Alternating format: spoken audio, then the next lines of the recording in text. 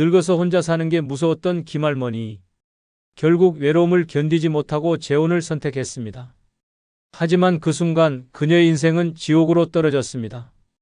이 나이에 혼자 살 순 없지. 김할머니는 남편의 다정한 말에 속았습니다. 남은 인생 함께 의지하며 살아요. 하지만 그 말은 거짓이었습니다. 결혼 후 남편은 돌변했습니다. 생활비는커녕 김할머니의 돈까지 탐냈고 자식 문제로 끝없는 다툼이 이어졌습니다. 노후의 평온한 삶을 꿈꿨지만 현실은 더 끔찍해졌습니다. 늙어서 재혼? 행복할 거라고요? 천만의 말씀. 노년의 재혼은 잘못된 선택이 되면 평생 쌓아온 인생을 한순간에 망칠 수 있습니다. 외로움을 피하려다 더 고통스러운 나락으로 빠지는 것입니다. 지금도 외롭다고 누군가 옆에 있어야 한다고 재혼을 고민하고 있다면 김할머니의 이야기를 반드시 들어야 합니다. 당신의 노년이 지옥이 되기 전에 말입니다. 구독, 좋아요 누르시면 시작하겠습니다. 김할머니는 67세였다. 남편을 먼저 떠나보내고 혼자가 된 지 3년. 처음엔 홀가분했다. 혼자 사는 게 편하지. 이 나이에 누굴 또 만나겠어? 그렇게 스스로를 다독이며 하루하루를 버텼다. 하지만 그건 착각이었다. 현실은 점점 그녀를 무너뜨렸다. 자식들은 각자 가정을 꾸려 바빴고 친구들도 하나둘 세상을 떠나거나 요양원으로 들어갔다. 아침에 눈을 떠도 말 한마디 할 사람이 없었다. 밥을 차려도 함께 먹을 사람이 없었다. TV를 보다 문득 거실을 둘러보면 집안은 고요하고 그 정막이 가슴을 짓눌렀다. 그러던 어느 날 새벽녘에 화장실을 가려다 갑자기 심장이 철렁 내려앉았다. 어지러웠다. 순간적으로 균형을 잃고 벽을 붙잡았다. 간신히 넘어지진 않았지만 온몸에 식은땀이 흘렀다. 만약 이대로 쓰러졌다면 전화할 사람도 도움을 청할 사람도 없었다. 그대로 몇 시간 아니 며칠 동안 방치되었을 수도 있다. 그 순간부터 김할머니의 머릿속엔 두려움이 자리 잡았다. 혼자 늙어간다는 게 이런 거구나. 혼자가 편하다고 생각했던 건 어리석은 착각이었다. 아프면 혼자 감당해야 했고 쓰러지면 아무도 알아주지 않았다. 그녀는 깨달았다. 늙어서 혼자 산다는 건 너무나도 무서운 일이었다. 그리고 그 불안감이 점점 커질 무렵 한 남자가 그녀의 앞에 나타났다. 김할머니가 그 남자 박 씨를 만난 건 지인의 소개였다. 70세, 몇 년 전 아내를 잃고 혼자가 된 남자였다. 둘이 나이도 비슷하니 친구처럼 지내봐요. 지인은 그렇게 말했다. 처음엔 그럴 생각이 없었다. 하지만 박 씨는 놀랍도록 다정한 사람이었다. 김 여사님, 무거운 거 들지 마세요. 시장에서 우연히 마주쳤을 때 그녀의 장바구니를 대신 들어주었다. 처음엔 낯설었지만 이상하게도 그 순간 마음 한쪽이 따뜻해졌다. 그 이후로 박 씨는 가끔 안부 전화를 했다. 밥은 잘 챙겨 드세요? 혼자 사는 게 쉽지 않죠. 김할머니는 그 말에 공감했다. 그도 혼자 살며 외로움을 견디고 있었다. 그래서 어느 날 박 씨가 조용히 내뱉은 말이 그녀의 가슴을 파고들었다. 이 나이에 혼자 사는 거 너무 가혹하지 않아요? 남은 인생 서로 의지하면서 살면 좋잖아요. 그 말이 귓가에 맴돌았다. 그래, 나도 이제 누군가와 의지하며 살고 싶다.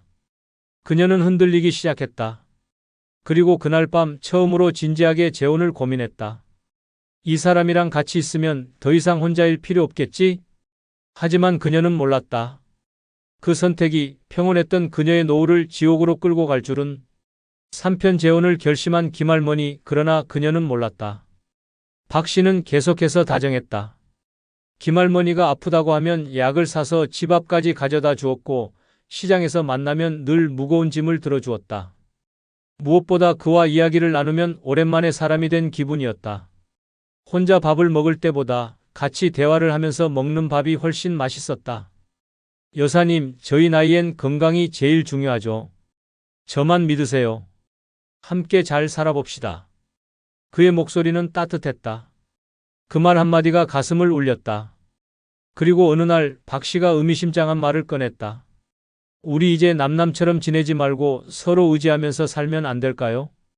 그 말을 듣는 순간 김할머니의 심장이 두근거렸다. 이 사람이라면 믿어도 되겠지? 박 씨는 부드럽게 웃으며 말했다. 이 나이에 혼자 살면 너무 외롭잖아요.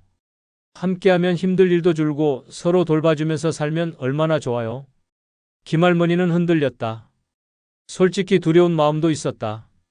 하지만 혼자가 되는 것보다야 누군가 곁에 있는 게 낫겠다고 생각했다. 그리고 결심했다. 그래요, 박 선생님. 우리 함께 삽시다. 그렇게 두 사람은 재혼을 결심했다. 김할머니는 생각했다. 이제 외롭지 않겠지. 이제는 나를 챙겨줄 사람이 생겼어. 하지만 그녀는 몰랐다. 그 선택이 그녀를 지옥의 문으로 데려갈 거라는 걸. 결혼 첫날 박 씨는 활짝 웃으며 말했다. 여보, 이제 외로울 일 없어요. 우리 행복하게 살아요. 김할머니도 덩달아 기분이 좋았다. 이제야 진짜 가족이 생겼구나. 하지만 그 행복감은 오래가지 않았다. 결혼한 지 한 달도 안 돼서 이상한 기류가 감지되기 시작했다. 처음엔 사소한 것들이었다. 여보, 이번에 생활비가 좀 부족한데 30만 원만 빌려줘요. 다음 달에 줄게. 김할머니는 별 생각 없이 돈을 건넸다.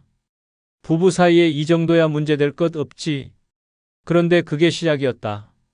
한 달 후 다시 같은 말을 했다.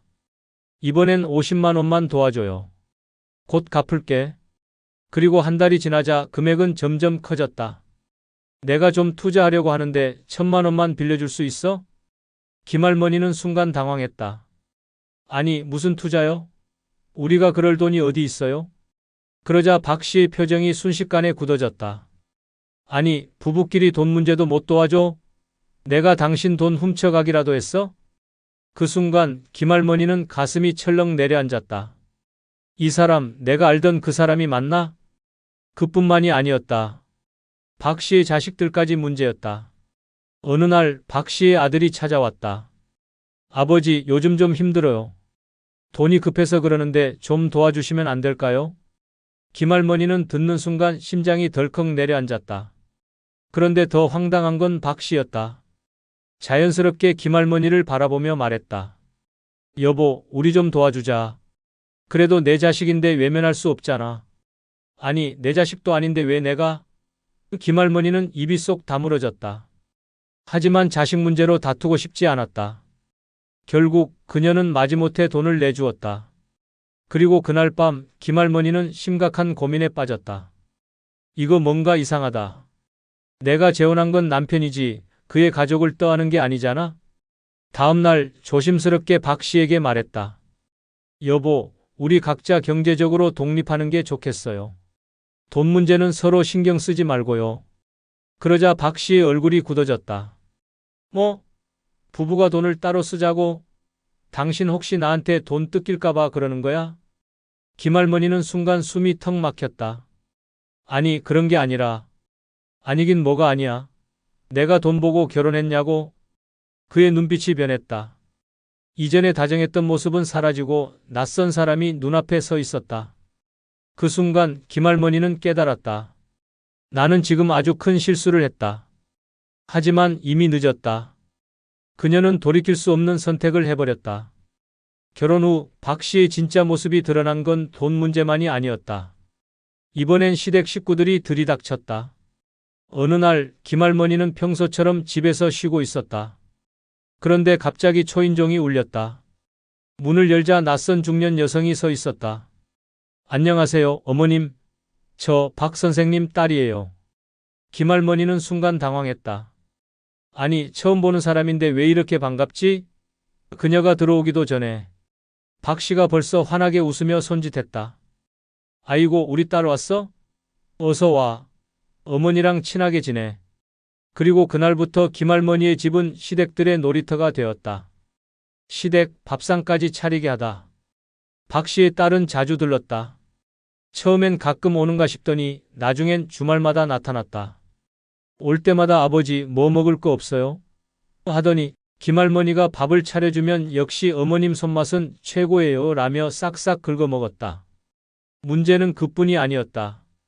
박 씨의 아들도 손주들도 하나둘씩 등장했다. 어느 날 김할머니가 거실에 앉아 있는데 박 씨가 슬쩍 말을 꺼냈다. 여보, 이번 주말에 우리 아들 네 가족이 오기로 했어. 응? 갑자기? 애들도 바쁘니까 그럴 수도 있지. 손주들도 보고 싶다며. 그리고 주말이 되자 박 씨의 아들 부부, 손주들까지 총출동했다. 그들이 집에 오자마자 거실이 난장판이 됐다. 손주는 뛰어다니고 박 씨 아들은 소파에 들어 누웠다. 그러더니 대뜸 말했다. 어머니, 아이들 좀 봐주세요. 저희는 잠깐 쉴게요. 김할머니는 속으로 생각했다. 잠깐 쉬는 거겠지? 하지만 그들은 밤까지 눌러 앉았다. 저녁까지 얻어먹고 아이들은 방을 온통 어질러 놨다. 설거지는 김할머니 차지였다. 그날 밤 박 씨에게 조심스럽게 말했다. 여보, 우리도 이제 나이가 있는데 너무 북적거리는 건 힘들어. 그러자 박 씨가 발끈했다. 아니, 내 자식들 오는 게 뭐가 문제야? 문제가 아니라 우리도 편히 쉬고 싶잖아. 당신 혹시 내 가족 싫어하는 거야? 그런 게 아니라. 아니긴 뭐가 아니야. 난 당신 가족도 다 받아줬잖아. 김할머니는 순간 어이가 없었다. 받아주긴 뭘 받아줘? 내 가족은 단 한 번도 부른 적이 없는데. 그리고 그날 이후 박 씨의 가족들은 눈치도 없이 더 자주 찾아왔다. 김할머니는 깨달았다. 나는 이 집에서 주인이 아니라 그냥 시댁의 하녀가 된 거다. 이제 와서 그만두고 싶어도 이미 너무 깊숙이 얽혀버렸다. 김할머니의 삶은 점점 지옥이 되어가고 있었다. 김할머니는 시댁이 들락거리는 문제도 힘들었지만 더 큰 문제가 곧 터졌다. 어느 날 저녁 박 씨가 뜬금없이 말했다. 여보, 우리 집 문서를 공동명의로 바꾸는 게 어때? 김할머니는 순간 귀를 의심했다. 뭐라고? 이제 부부가 됐으니 집도 공동으로 하면 좋잖아. 그래야 서로 믿고 살지. 순간 김할머니의 머릿속에 경고음이 울렸다. 이제 와서 내 집을 공동명의로 하자고? 이 집은 김할머니가 남편과 함께 살던 곳으로 평생을 일하며 힘들게 마련한 곳이었다. 그런데 이제 와서 박 씨가 자기 이름을 올리겠다고? 여보, 이 집은 내 평생의 전 재산이에요. 공동명의는 좀 어렵겠어요. 그러자 박 씨가 얼굴을 구기더니 곧 불쾌한 표정을 지었다. 아니, 부부끼리 이 정도도 못해? 그게 아니라 이건 내 남편과 함께 지켜온 집이고 난 이걸 지키고 싶어요. 그러자 박 씨가 비웃듯 말했다. 그럼 나는 뭐야? 나는 당신 남편이 아니야? 그런 문제가 아니라. 아니긴 뭐가 아니야. 결국 당신은 나를 못 믿는 거네? 박 씨는 화를 내며 방문을 쾅 닫고 들어가 버렸다. 김할머니는 머리가 어지러웠다. 이 사람이 진짜 날 사랑한 게 맞았을까? 아니면 내 재산이 필요했던 걸까? 그날 이후 박 씨는 김할머니에게 은근히 눈치를 주기 시작했다. 부부 사이에 이 정도도 못 나누면 우리는 진짜 가족이 아닌 거지. 당신이 이렇게 나올 줄 몰랐네. 우리 부부 맞나? 점점 압박이 심해졌다. 그리고 어느 날 박 씨는 또 다른 패를 꺼냈다. 당신이 공동명의를 안 해주니까 내가 너무 자식들한테 미안하잖아. 무슨 말이에요? 내 자식들도 내가 여기 살면서 자기들 몫이 없어지는 거 아닌가 걱정하더라고. 부모가 자식을 위해 뭐라도 남겨줘야 하지 않겠어? 이제는 자식들까지 끌어들이는 건가? 김할머니는 머리가 터질 것 같았다. 그건 내 집인데 왜 당신 자식들 몫까지 신경 써야 하죠? 그러자 박 씨는 한숨을 푹 쉬며 말했다. 당신 진짜 너무하네. 난 당신 가족도 다 받아줬는데. 김할머니는 속이 뒤집힐 것 같았다. 도대체 내 가족이 뭘 받아줬다는 거야? 이제야 알 것 같았다. 박 씨는 처음부터 자기 편한 대로 살려고 했던 거다. 사랑? 위로? 그건 다 핑계였을 뿐이었다. 그리고 김할머니는 깨달았다. 이대로 가면 나는 결국 내 집까지 잃게 될 거야. 그녀는 선택해야 했다. 이 결혼을 유지할 것인가, 아니면 모든 걸 끊어낼 것인가. 그 순간 김할머니는 처음으로 이혼이라는 단어를 떠올렸다. 김할머니는 잠을 이루지 못했다. 이제 어떻게 해야 할까? 이대로 살다간 내 남은 인생이 완전히 망가질 거야. 남편 박 씨는 점점 더 노골적으로 집과 돈을 요구했다. 처음엔 공동명의를 원하더니 이제는 아예 집을 팔아서 작은 곳으로 가고 남는 돈은 나눠 갖자는 말까지 했다. 이제 우리 나이엔 큰 집 필요 없잖아. 집 팔아서 같이 노후를 편하게 살자고. 이제는 집까지 팔자고. 김할머니는 소름이 돋았다. 이 사람 처음부터 내 재산을 노리고 있었던 걸까? 그러나 김할머니가 단호하게 거절하자 박 씨의 태도는 완전히 바뀌었다. 더 이상 다정한 말도 없었다. 오히려 무시하고 화를 내고 심지어 폭언까지 하기 시작했다. 당신 진짜 너무한 여자야. 이렇게 각박하게 살 거면 뭐하러 결혼했어? 돈밖에 모르는 사람이네. 나 같으면 부부를 이렇게 안 대한다. 그리고 결정적인 일이 벌어졌다. 어느 날 박 씨가 김할머니 몰래 집문서를 뒤지는 걸 발견한 것이다. 여보, 지금 뭐 하는 거야? 박 씨는 당황한 표정을 짓더니 어물쩍 넘어가려 했다. 아, 그냥 한번 본 거지. 당신 너무 예민해. 그 순간 김할머니는 확신했다. 이 사람 정말로 내 재산을 노리는구나. 그날 밤 김할머니는 처음으로 용기를 냈다. 이 결혼을 끝내야 한다고. 다음 날 아침 김할머니는 침착하게 박 씨에게 말했다. 우리 여기서 끝냅시다. 더는 못 살겠어요. 박 씨는 처음에는 어이없다는 표정을 짓더니 갑자기 화를 냈다. 뭐? 이혼? 당신 지금 장난하는 거야? 진지하게 말하는 거예요. 나는 내 남은 인생 이렇게 살고 싶지 않아요. 그러자 박 씨는 갑자기 태도를 바꿨다. 그래? 좋아. 그럼 나갈 때 위자료 줘. 부부로 지낸 시간도 있는데 그냥 나가라고? 김할머니는 어이가 없었다. 위자료는 내가 받아야겠지. 내가 당신한테 돈 쓴 게 얼만데? 그러자 박 씨는 웃으며 말했다. 그럼 법대로 하든가. 근데 당신 이혼하면 뭐 할 건데? 늙어서 혼자 살 자신 있어? 그 순간 김할머니는 깨달았다. 박 씨가 처음부터 노렸던 건 내 돈이었고 이제 와서 발목을 잡으려 한다는 걸. 하지만 그녀는 흔들리지 않았다. 혼자 살 자신 있어요. 차라리 혼자가 100배 낫겠네요. 그렇게 김할머니는 재산을 지키기 위해 그리고 자신의 남은 삶을 위해 이혼 소송을 걸었다. 이혼 과정은 쉽지 않았다. 박 씨는 끝까지 돈을 요구했고 재산을 나누자고 우겼다. 하지만 김할머니는 단호했다. 결국 몇 개월간의 법정 다툼 끝에 김할머니는 집도 돈도 지켜냈다. 이혼 후 그녀는 처음으로 자유를 느꼈다. 더 이상 눈치 볼 필요도 돈을 빼앗길 걱정도 없었다. 결혼했다고 외롭지 않은 게 아니었다. 오히려 잘못된 결혼이 더 큰 지옥을 만든다. 그녀는 깨달았다. 혼자 사는 게 무서운 게 아니었다. 나를 갉아먹는 사람과 함께 사는 게 더 무서운 일이었다. 이제 김할머니는 자신의 돈과 삶을 지키며 혼자서도 당당하게 살아가기로 결심했다. 잘못된 재혼은 사랑이 아니라 인생을 망치는 지름길이었다.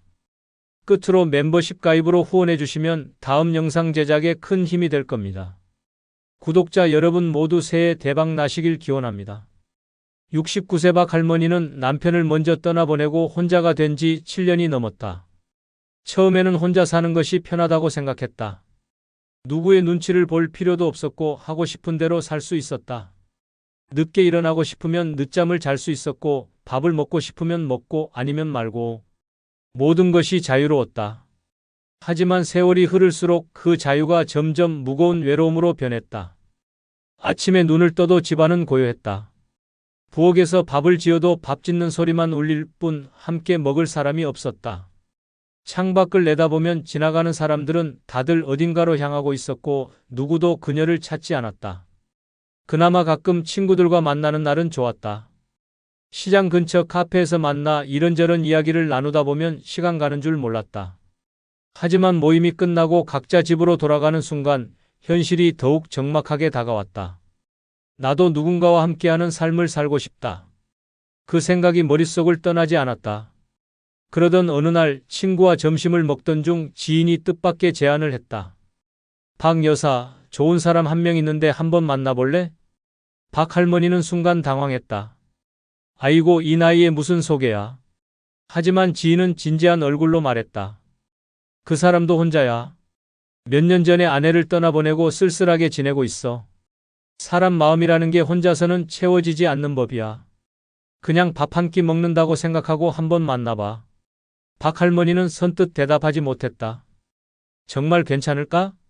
한편으로는 설렘이 있었지만 또 한편으로는 두려움도 컸다.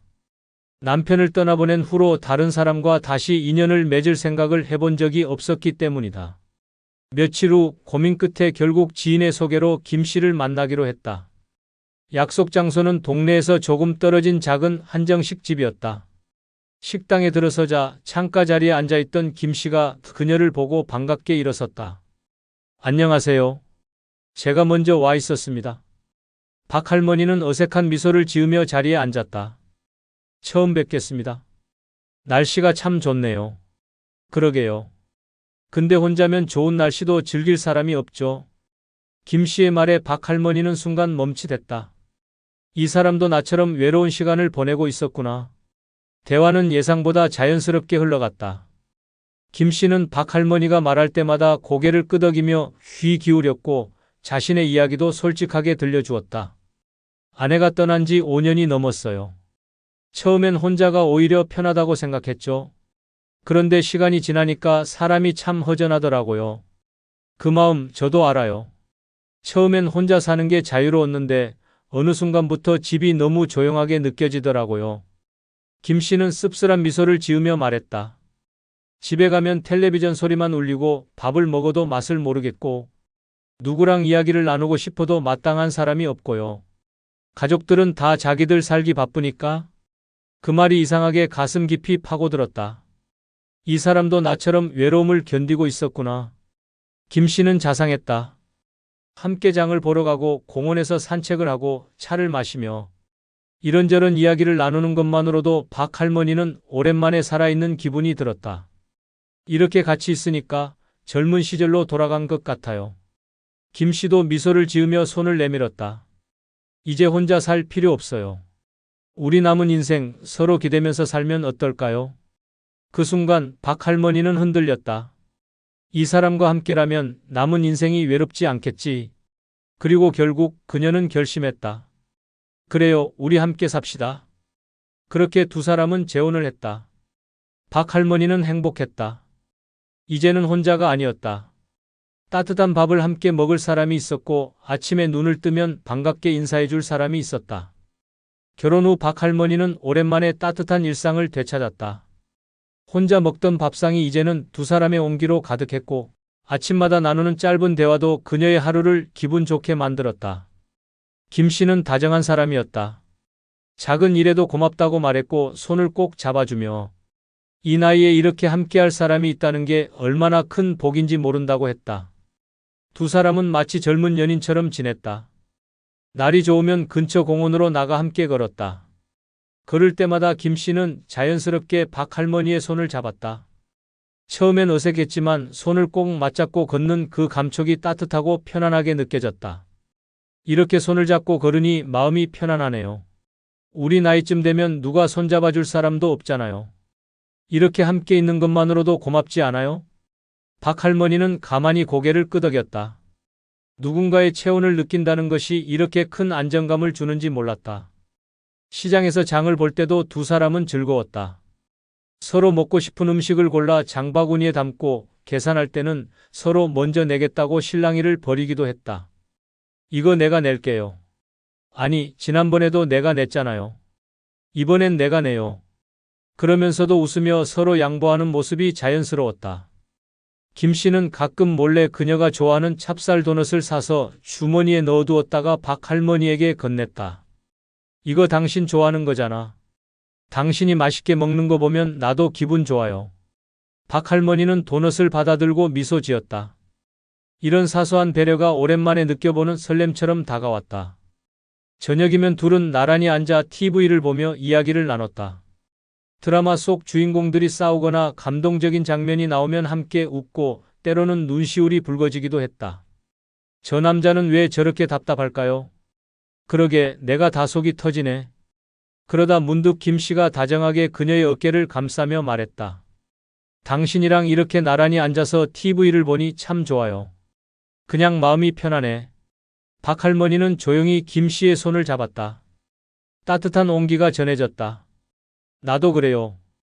인생의 마지막을 이렇게 누군가와 함께 할 수 있다는 것만으로도 감사했다. 혼자서 보내야 했던 긴 시간들이 이제는 더 이상 두렵지 않았다. 앞으로도 이렇게 서로를 의지하며 살 수 있겠지. 속았다는 배신감, 끝없는 병수발의 굴레. 김 씨가 처음 기침을 하기 시작했을 때 박 할머니는 대수롭지 않게 생각했다. 나이가 들면 기관지가 약해질 수도 있고 단순한 감기일 거라고 넘겼다. 하지만 기침은 점점 깊어졌고 밤마다 김씨가 헐떡이며 잠에서 깨는 일이 많아졌다. 침대 옆에서 그의 거친 숨소리를 들을 때마다 박 할머니는 불안감에 휩싸였다. 병원에 가봐야 하는 거 아니야? 아니야, 괜찮아. 그냥 피곤해서 그래. 김씨는 손사래를 쳤다. 하지만 그럴수록 박 할머니는 이상한 기분이 들었다. 도대체 왜 저렇게까지 병원 가기를 꺼리는 걸까? 그러던 어느 날 김씨가 손수건으로 입을 가리고 기침을 한 뒤 손수건을 펼치는 순간 박 할머니는 얼어붙었다. 붉은 피가 손수건을 물들고 있었다. 그제야 김씨도 얼굴이 굳어졌다. 이제는 가야 해. 박 할머니는 단호했다. 김씨를 거의 끌다시피 병원으로 데리고 갔다. 의사는 여러 가지 검사를 진행하며 심각한 얼굴을 했다. 검사가 끝날 때까지 몇 시간 동안 의자에 앉아 기다리는 동안 박 할머니는 손을 꼭 쥐었다. 설마 큰 병은 아니겠지. 하지만 한편으로는 이유 모를 불안감이 가슴 깊숙이 차올랐다. 그리고 그 불안은 현실이 되었다. 폐암입니다. 이미 진행 단계라 치료가 쉽지 않을 겁니다. 순간 주변의 소리가 사라졌다. 뭐라고요? 의사의 말이 선명하게 들렸지만 믿을 수 없었다. 말도 안 돼, 이렇게까지 진행될 때까지 몰랐다고요? 그러나 그때 김씨의 표정을 본 순간 박 할머니는 깨달았다. 김씨는 알고 있었다. 병원에 가기를 꺼렸던 이유, 기침이 심해져도 별 반응이 없던 태도, 모든 것이 이해되는 순간이었다. 혹시 이거 전부터 알고 있었어? 김씨는 침묵했다. 대답해봐. 알고 있었어? 한참을 머뭇거리던 김씨가 마침내 한숨을 내쉬며 입을 열었다. 사실은 예전에 검진을 받았어. 그때 이미 이상이 있다는 얘기를 들었는데 그냥 모른 척 했지. 박 할머니는 숨이 멎을 것 같았다. 뭐? 병이 있다고 하면 아무도 나랑 살려고 하지 않을 것 같았거든. 그 순간 온몸이 얼어붙었다. 이 사람은 처음부터 알고 있었다. 자기 몸에 병이 있다는 걸, 이 결혼이 온전한 사랑이 아니라 누군가의 손을 빌려야 하는 상황이 될 거라는 걸. 그런데도 모른 척하며 나와 결혼한 거야? 가슴이 요동쳤다. 믿었던 사람이, 마지막까지 함께하자고 했던 남편이 평생을 함께하겠다며 손을 내밀었던 사람이 거짓말을 했다. 박 할머니는 침묵했다. 하지만 머릿속은 수십 가지 생각으로 가득 찼다. 이제 나는 어떻게 해야 하지? 도망칠 수도 없었다. 결혼한 지 얼마 되지도 않았는데 병에 걸렸다고 떠난다면 세상은 나를 냉정한 여자라고 할 것이다. 하지만 이 사람은 나를 속였다. 나를 병수바라는 사람으로 만들 계획이었나? 처음부터 이 상황을 예상한 거였나? 이제 그녀는 김씨의 병수바를 해야 했다. 평생 사랑하고 믿었던 사람이라면 당연한 일이었겠지만 이 사람은 처음부터 나를 속였고 나는 이제 갇혀버렸다. 그렇게 김씨를 돌보는 날들이 시작되었다. 처음엔 식사를 챙기고 약을 챙기고 상태를 지켜보는 정도였다. 하지만 병이 빠르게 진행되면서 김씨는 점점 기운을 잃었고 걷는 것조차 힘들어졌다. 이제는 화장실을 가는 것조차 박 할머니의 도움이 필요했다. 미안해, 이렇게까지 하게 만들고 싶진 않았는데. 김씨는 자주 미안하다고 했다. 하지만 그 말이 점점 듣기 싫어졌다. 처음부터 사실대로 말했으면 이런 일도 없었을 거 아니야. 그녀의 목소리는 차가웠다. 김씨는 말없이 눈을 감았다. 처음엔 동정이었다. 하지만 지금은 원망뿐이다. 박 할머니는 지쳐갔다. 사랑해서 돌보는 것이 아니라 도망칠 수 없어서 붙잡혀 있는 기분이었다. 이렇게 살아야 하는 걸까? 이게 정말 부부의 삶인가? 그녀의 마음은 서서히 무너지고 있었다. 이 결혼은 사랑이 아니라 감옥이었다. 김씨는 밤에도 자주 깼다. 기침이 심해져 밤마다 온 집안이 울렸다. 잠을 설치는 날이 많아졌고 몸이 지쳐갔다. 낮에는 병원에 함께 가고 약을 챙기고 김씨를 부축하며 하루를 보냈다. 온종일 김씨를 돌보다 보니 그녀 자신을 챙길 시간은 없었다. 어느 날 박 할머니는 거울을 보다가 깜짝 놀랐다. 머리는 헝클어졌고 얼굴은 수척해졌다. 피곤에 찌든 눈 밑에는 깊은 주름이 패여 있었다. 이게 내 모습이야? 김 씨를 돌보느라 정작 자신의 삶은 무너지고 있었다. 그녀는 문득 깨달았다. 이 사람은 나를 위한 사람이 아니었어. 자기 살려고 나를 이용한 거였어. 그 순간 박할머니의 마음속에 작은 균열이 생겼다. 어느 날 박할머니는 서랍을 정리하다가 김 씨의 오래된 병원 기록을 발견했다. 호기심에 펼쳐보는 순간 그녀의 손이 덜덜 떨렸다. 진단일 결혼 6개월 전, 폐암이기 정기치료 권장. 그 순간 모든 것이 연결되었다. 이 사람 알고 있었잖아. 처음부터 다 알고 있었어. 박할머니는 숨을 몰아쉬며 기록지를 들고 김 씨에게 다가갔다. 당신 알고 있었어? 이거 결혼 전에 받은 진단이잖아. 김 씨는 아무 말도 하지 못했다. 박할머니는 그의 침묵을 보며 확신했다. 결국 그녀는 울분을 터뜨렸다. 나는 뭐야? 당신 병수발 들라고 결혼한 거야? 그제야 김 씨는 작게 한숨을 내쉬며 입을 열었다. 미안해. 그때 말했으면 당신이 나랑 결혼했겠어? 그 말이 끝나는 순간 박할머니의 속에서 무언가 확 끊어졌다. 이 사람은 처음부터 나를 사랑한 게 아니라 자기 살 길을 찾으려고 나를 이용한 거였어. 박할머니는 밤새 잠을 이루지 못했다. 거실 소파에 앉아 멍하니 창밖을 바라보았다. 김 씨가 깊이 잠든 방 안에서는 간간히 기침 소리가 들려왔다. 그 소리를 들을 때마다 마음이 복잡해졌다. 어떻게 해야 하지? 이대로 계속 살아야 하나? 결혼 전 김 씨는 그녀에게 평생을 함께하자고 약속했다. 하지만 그 약속은 거짓이었다. 그는 이미 자신이 암에 걸렸다는 사실을 알고 있었고 그것을 숨긴 채 결혼을 했다. 이 결혼은 사랑이 아니라 속임수였다. 그녀는 지난 1년 동안 김 씨의 병수발을 들었다.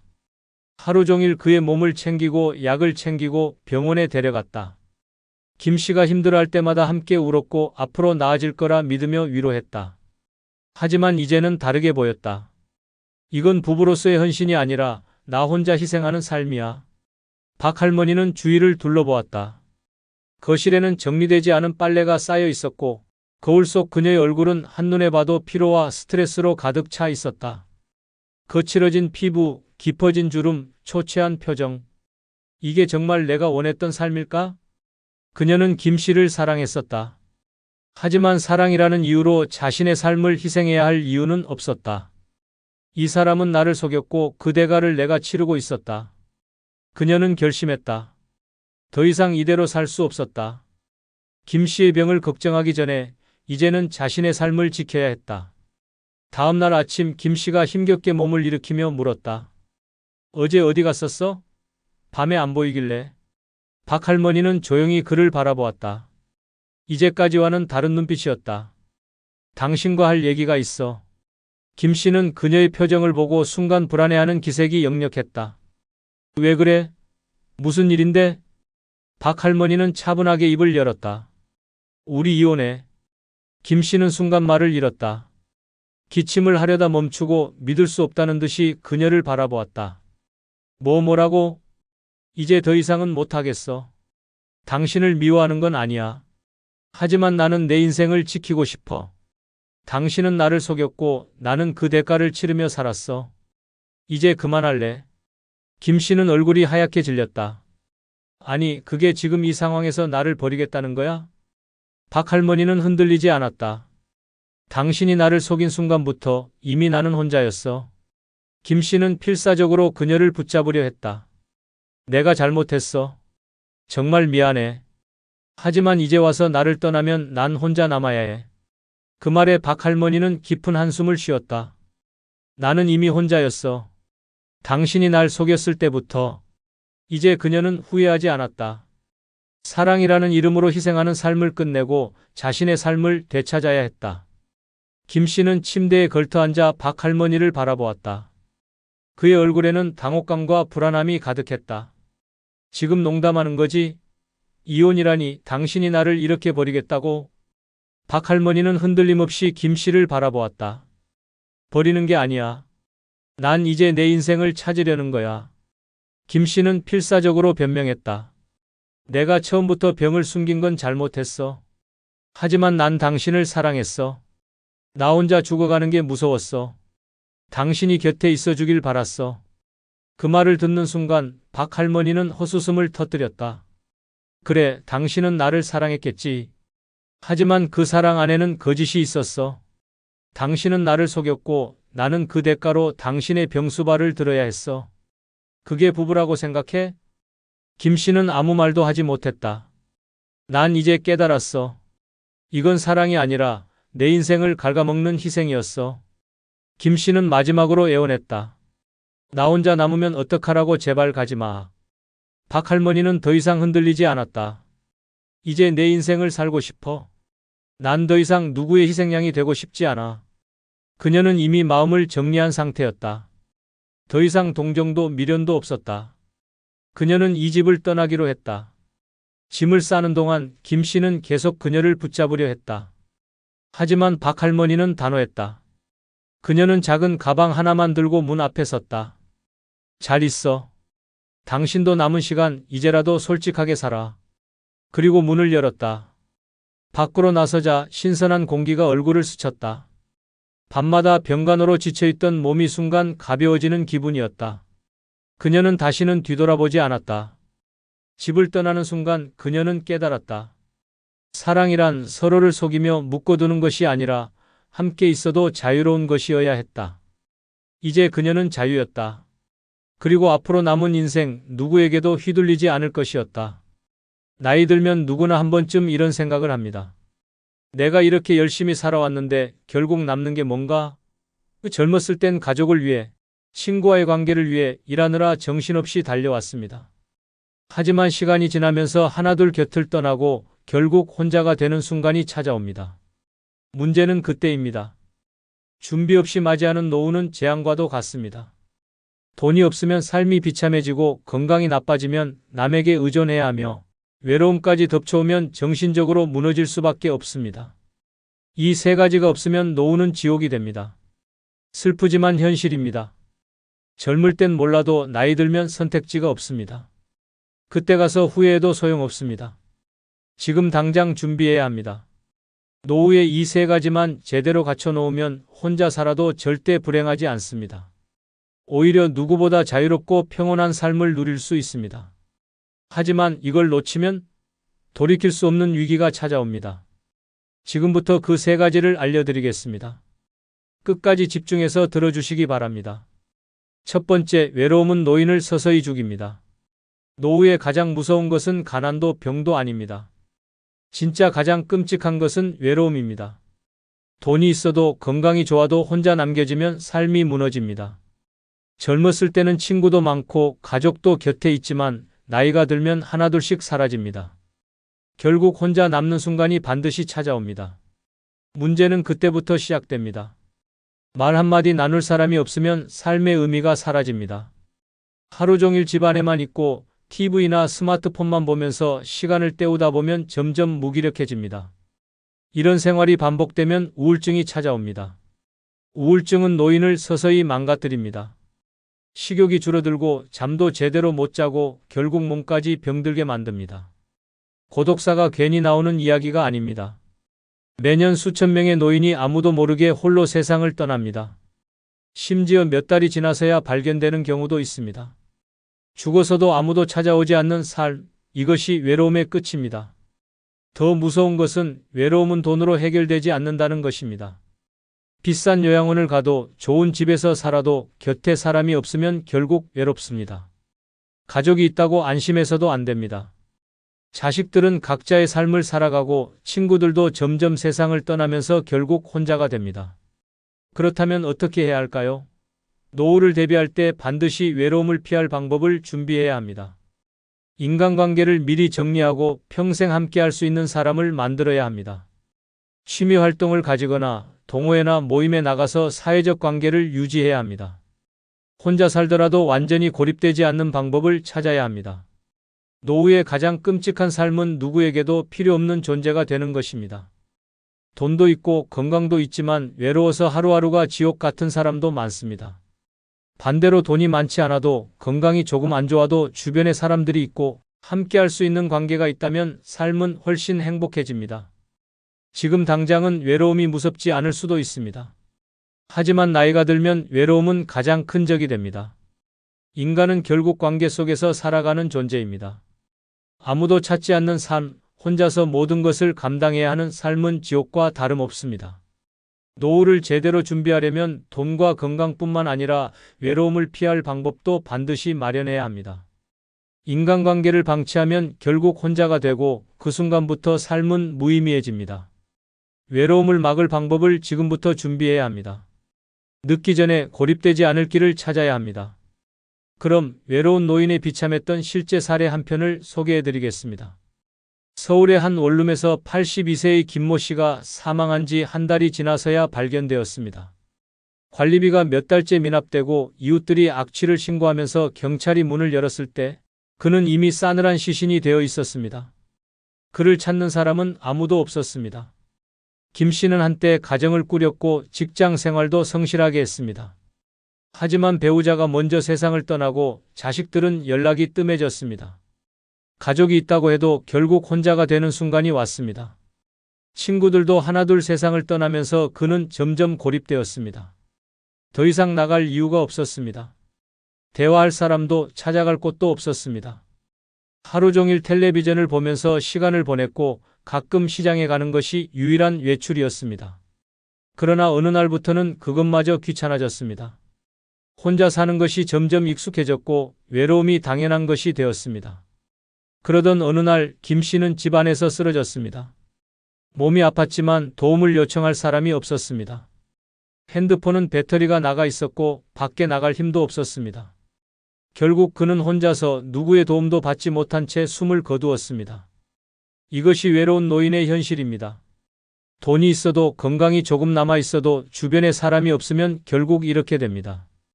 혼자가 되는 순간부터 삶은 서서히 무너지고 결국 세상과 단절된 채 조용히 사라지게 됩니다. 외로움을 방치하면 결국 고독사로 끝을 맞이하게 됩니다. 나이 들수록 인간관계는 더 중요해집니다. 지금은 상상도 할 수 없겠지만 나이가 들면 누구든지 이런 상황에 놓일 수 있습니다. 당신의 노후는 다를 것이라고 장담할 수 있습니까? 지금 당장 준비하지 않으면 누구나 이런 최후를 맞이할 수 있습니다. 두 번째, 돈이 없으면 노후는 지옥이 됩니다. 노후에 가장 먼저 준비해야 할 것은 돈입니다. 돈이 없으면 아무것도 할 수 없습니다. 젊었을 때는 건강이 받쳐주고 일할 수 있는 기회라도 있지만 나이가 들면 모든 것이 달라집니다. 아무리 젊었을 때 잘 나갔어도 돈이 없으면 노후는 끔찍한 생존 게임이 됩니다. 병원비 한번 나갈 때마다 통장이 비어갑니다. 물가가 오르면 생활비 부담이 커집니다. 갑자기 예상치 못한 지출이 생기면 대책이 없습니다. 돈이 없으면 선택권이 사라집니다. 먹고 싶은 것, 가고 싶은 곳, 하고 싶은 일, 모든 것이 돈이 있어야 가능합니다. 하지만 돈이 없으면 가장 싼 음식으로 끼니를 때우고 몸이 아파도 병원 가는 걸 미루게 됩니다. 더 심각한 문제는 인간관계입니다. 돈이 없으면 주변 사람도 점점 멀어집니다. 슬프지만 현실입니다. 젊었을 때야 인간관계가 많아도 노후에는 결국 돈이 있느냐 없느냐가 사람을 결정합니다. 친구, 가족, 심지어 자식까지도 경제적으로 힘든 사람을 부담스러워합니다. 결국 돈이 없으면 철저히 고립됩니다. 노후에 가난하면 선택지는 단 하나뿐입니다. 남들에게 의지하며 눈치 보며 사는 것. 하지만 그렇게 살고 싶습니까? 누군가의 도움을 받아야만 생존할 수 있는 삶. 병원비 걱정에 아픈 몸을 방치해야 하는 삶. 겨우겨우 하루를 버티는 삶. 그것이 당신이 원하는 노후입니까? 돈이 있으면 다릅니다. 병원도 마음대로 가고 먹고 싶은 것도 사 먹을 수 있습니다. 집이든 요양원이든 자신이 원하는 곳에서 편하게 지낼 수 있습니다. 돈이 있으면 다른 사람 눈치 볼 필요가 없습니다. 도움을 청하지 않아도 스스로 해결할 수 있습니다. 그리고 돈이 있으면 오히려 사람이 몰려옵니다. 경제적으로 안정된 사람 주변에는 언제나 사람이 있게 마련입니다. 노후에는 젊었을 때처럼 다시 돈을 벌 기회가 많지 않습니다. 나이 들어서 가장 후회하는 것 중 하나가 좀 더 미리 준비할 걸 이라는 말입니다. 하지만 그때 가서 후회해도 늦습니다. 지금 당장 늦기 전에 준비해야 합니다. 최소한의 생활비뿐만 아니라 예측하지 못한 상황까지 대비할 만큼의 돈이 있어야 합니다. 노후에 돈이 없으면 그 순간부터 인생은 끝난 것이나 다름없습니다. 아무리 건강해도 아무리 긍정적인 마음을 가져도 돈이 없으면 아무 의미가 없습니다. 돈이 있어야 편안하고 자유로운 노후를 보낼 수 있습니다. 노후를 비참하게 살 것인지 당당하게 살 것인지 그 선택은 지금 당신에게 달려 있습니다. 그렇다면 노후에 돈을 잃지 않기 위해 반드시 지켜야 할 4가지를 설명드리겠습니다. 노후에는 돈을 벌 기회가 거의 없습니다. 젊었을 때처럼 다시 일자리를 구하기도 어렵고 무리해서 사업을 시작했다가 실패하면 회복이 불가능합니다. 이제 중요한 것은 돈을 버는 것이 아니라 가진 돈을 끝까지 지키는 것입니다. 나이 들어서 돈을 잃으면 다시 되찾을 방법이 없습니다. 그렇다면 노후에 돈을 지키려면 어떻게 해야 할까요? 이 4가지만 반드시 지킨다면 노후 파산을 피할 수 있습니다. 첫째, 자녀에게 모든 돈을 주지 마라. 입니다. 많은 부모들이 자녀를 위해 재산을 미리 넘겨주지만 이것이 노후 파산의 원인이 됩니다. 자녀가 부모의 노후를 책임져 주지 않습니다. 아무리 효자, 효녀라고 해도 시간이 지나면 상황이 변합니다. 특히 재산을 미리 넘겨주면 자식이 결혼하거나 경제적으로 어려워질 때 부모를 돌보지 않는 경우가 많습니다. 설령 자녀가 도와주고 싶어도 본인의 가정이 힘들어지면 결국 부모를 챙길 여력이 없습니다. 내 돈은 끝까지 내가 관리해야 합니다. 자녀에게 도와줄 수는 있지만 본인의 생활이 무너지지 않을 만큼만 도와야 합니다. 결론, 노후에는 돈을 벌 수 없다. 지키는 것이 생존이다. 노후에는 돈을 잃으면 끝입니다. 다시 회복할 기회가 없습니다. 한번 잘못된 선택을 하면 남은 인생이 비참해질 수 있습니다. 절대 무리한 투자, 사기, 과도한 지출, 무책임한 재산 이전을 하지 마십시오. 가진 돈을 끝까지 지키는 것이 노후의 행복을 결정합니다. 지금부터라도 돈을 안전하게 관리하는 습관을 들이십시오. 노후는 돈이 있는 사람과 없는 사람의 삶이 완전히 다릅니다. 둘째, 절대 큰 돈을 투자하지 마라. 입니다. 나이가 들수록 안정적인 자산 관리가 최우선입니다. 젊었을 때처럼 한 방을 노리다가 전 재산을 날리는 경우가 많습니다. 특히 부동산, 주식, 코인 같은 고위험 투자에 함부로 손대서는 안 됩니다. 주변에서 이거 확실하다라며 유혹해도 절대 믿지 마십시오. 노후에는 돈을 불리는 것이 아니라 지키는 것이 목표입니다. 한번 잃으면 끝입니다. 나이 들어서 투자 실패를 하면 다시 일어나기가 어렵습니다. 특히 은퇴 후에는 고정 수입이 없기 때문에 투자로 손해를 보면 남은 인생이 비참해질 수 있습니다. 안정적인 예금, 연금, 그리고 최소한의 안전한 투자만 유지하십시오. 셋째, 사기당하지 마라. 입니다. 노후를 망치는 가장 큰 이유 중 하나가 사기입니다. 고령층을 노린 사기는 매년 증가하고 있습니다. 보이스피싱, 유사투자 사기, 다단계 등 돈을 벌어줄게라는 말이 들어가면 무조건 의심해야 합니다. 특히 가까운 사람이라고 방심해서는 안 됩니다. 가족, 친척, 친구라고 해도 돈을 빌려달라고 하면 반드시 확인해야 합니다. 내가 이 돈을 잃으면 다시 회복할 수 있을까? 이 질문을 먼저 해야 합니다. 사람을 믿어도 돈은 믿지 마십시오. 노후에는 돈이 생존과 직결되기 때문에 돈을 잃는 순간 모든 것이 무너질 수 있습니다. 대다수의 사기 범죄는 가까운 사람에게 당한다는 사실을 꼭 기억하기 바랍니다. 넷째, 고정 지출을 최소화하라. 입니다. 노후에는 고정 지출이 줄어들수록 생활이 편해집니다. 가장 위험한 것은 큰 돈이 나가는 상황을 만들지 않는 것입니다. 예를 들어 월세, 보험료, 카드값, 자동차 유지비 같은 것들이 부담이 될 수 있습니다. 가능하면 집을 소유하고 있거나 최소한의 생활비로도 유지할 수 있는 환경을 만들어야 합니다. 나이가 들면 몸이 약해지고 예상치 못한 병원비가 들 수 있기 때문에 고정비가 많으면 금방 돈이 바닥납니다. 노후에는 단순하고 검소한 생활이 가장 안전한 선택입니다. 그럼 돈이 없는 노인의 고단한 인생의 실제 사례를 소개하겠습니다. 서울의 한 작은 고시원. 방 안에는 낡은 전기장판과 작은 가방 하나가 전부입니다. 76세의 이모 씨는 이곳에서 홀로 살아갑니다. 한때는 열심히 일하며 가정을 꾸렸고 자식들을 키워냈습니다. 하지만 은퇴 후 수입이 끊기자 상황은 완전히 달라졌습니다. 젊었을 때는 집도 있었고 가족도 있었습니다. 그러나 사업 실패와 병원비로 재산을 모두 탕진했습니다. 남은 것은 작은 연금뿐이지만 월 60만 원으로는 월세조차 내기 벅찹니다. 결국 그는 좁고 습한 고시원으로 들어갔습니다. 생활은 더욱 비참합니다. 하루에 한 끼만 먹습니다. 가장 싼 편의점 도시락을 사서 나눠 먹으며 버팁니다. 건강도 엉망입니다. 무릎 관절이 나빠 병원에 가야 하지만 진료비가 없어 진통제로 버팁니다. 돈이 없으니 교통비를 아끼려고 병원까지 1시간 넘게 걸어갑니다. 더 큰 문제는 외로움입니다. 자식들은 바쁘다는 이유로 연락을 피합니다. 몇 번 도움을 요청했지만 우리도 힘들다는 말만 돌아왔습니다. 친구들도 하나둘 세상을 떠나면서 만날 사람이 없습니다. 결국 그는 하루 종일 방 안에서 TV만 보며 시간을 보냅니다. 겨울이 되면 상황은 더 심각합니다. 난방비가 없어 전기장판 하나에 의지하며 추위를 버팁니다. 밤에는 몸이 얼어붙을 것 같지만 전기세 걱정에 마음대로 온도를 올릴 수도 없습니다. 이런 생활이 계속되면서 그는 점점 무기력해졌고 차라리 빨리 죽는 게 낫겠다는 생각까지 하게 되었습니다. 이것이 돈이 없는 노인의 현실입니다. 한때는 평범한 가장이었고 누구보다 열심히 살았던 사람도 돈이 없으면 이렇게 처참해집니다. 나이가 들면 경제활동이 어려워지고 주변 사람들도 하나둘 떠납니다. 결국 돈이 없으면 몸도 마음도 인간관계도 모두 무너집니다. 노후를 맞이할 준비가 되어 있지 않다면 이 이야기가 당신의 미래가 될 수도 있습니다. 더 늦기 전에 대비해야 합니다. 돈이 없으면 노후는 지옥이 됩니다. 세 번째, 건강이 무너지면 모든 것이 끝납니다. 돈이 있어도 건강이 무너지면 아무 의미가 없습니다. 돈으로 병원비를 해결할 수는 있지만 건강을 되돌릴 수는 없습니다.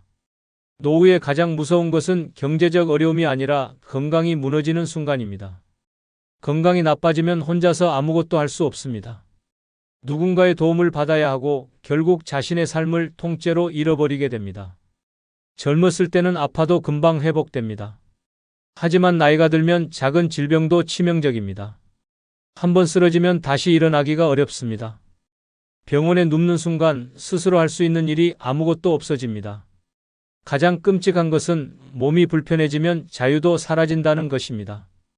혼자서 밥을 차려 먹을 수 없는 삶, 화장실조차 혼자 갈 수 없는 삶.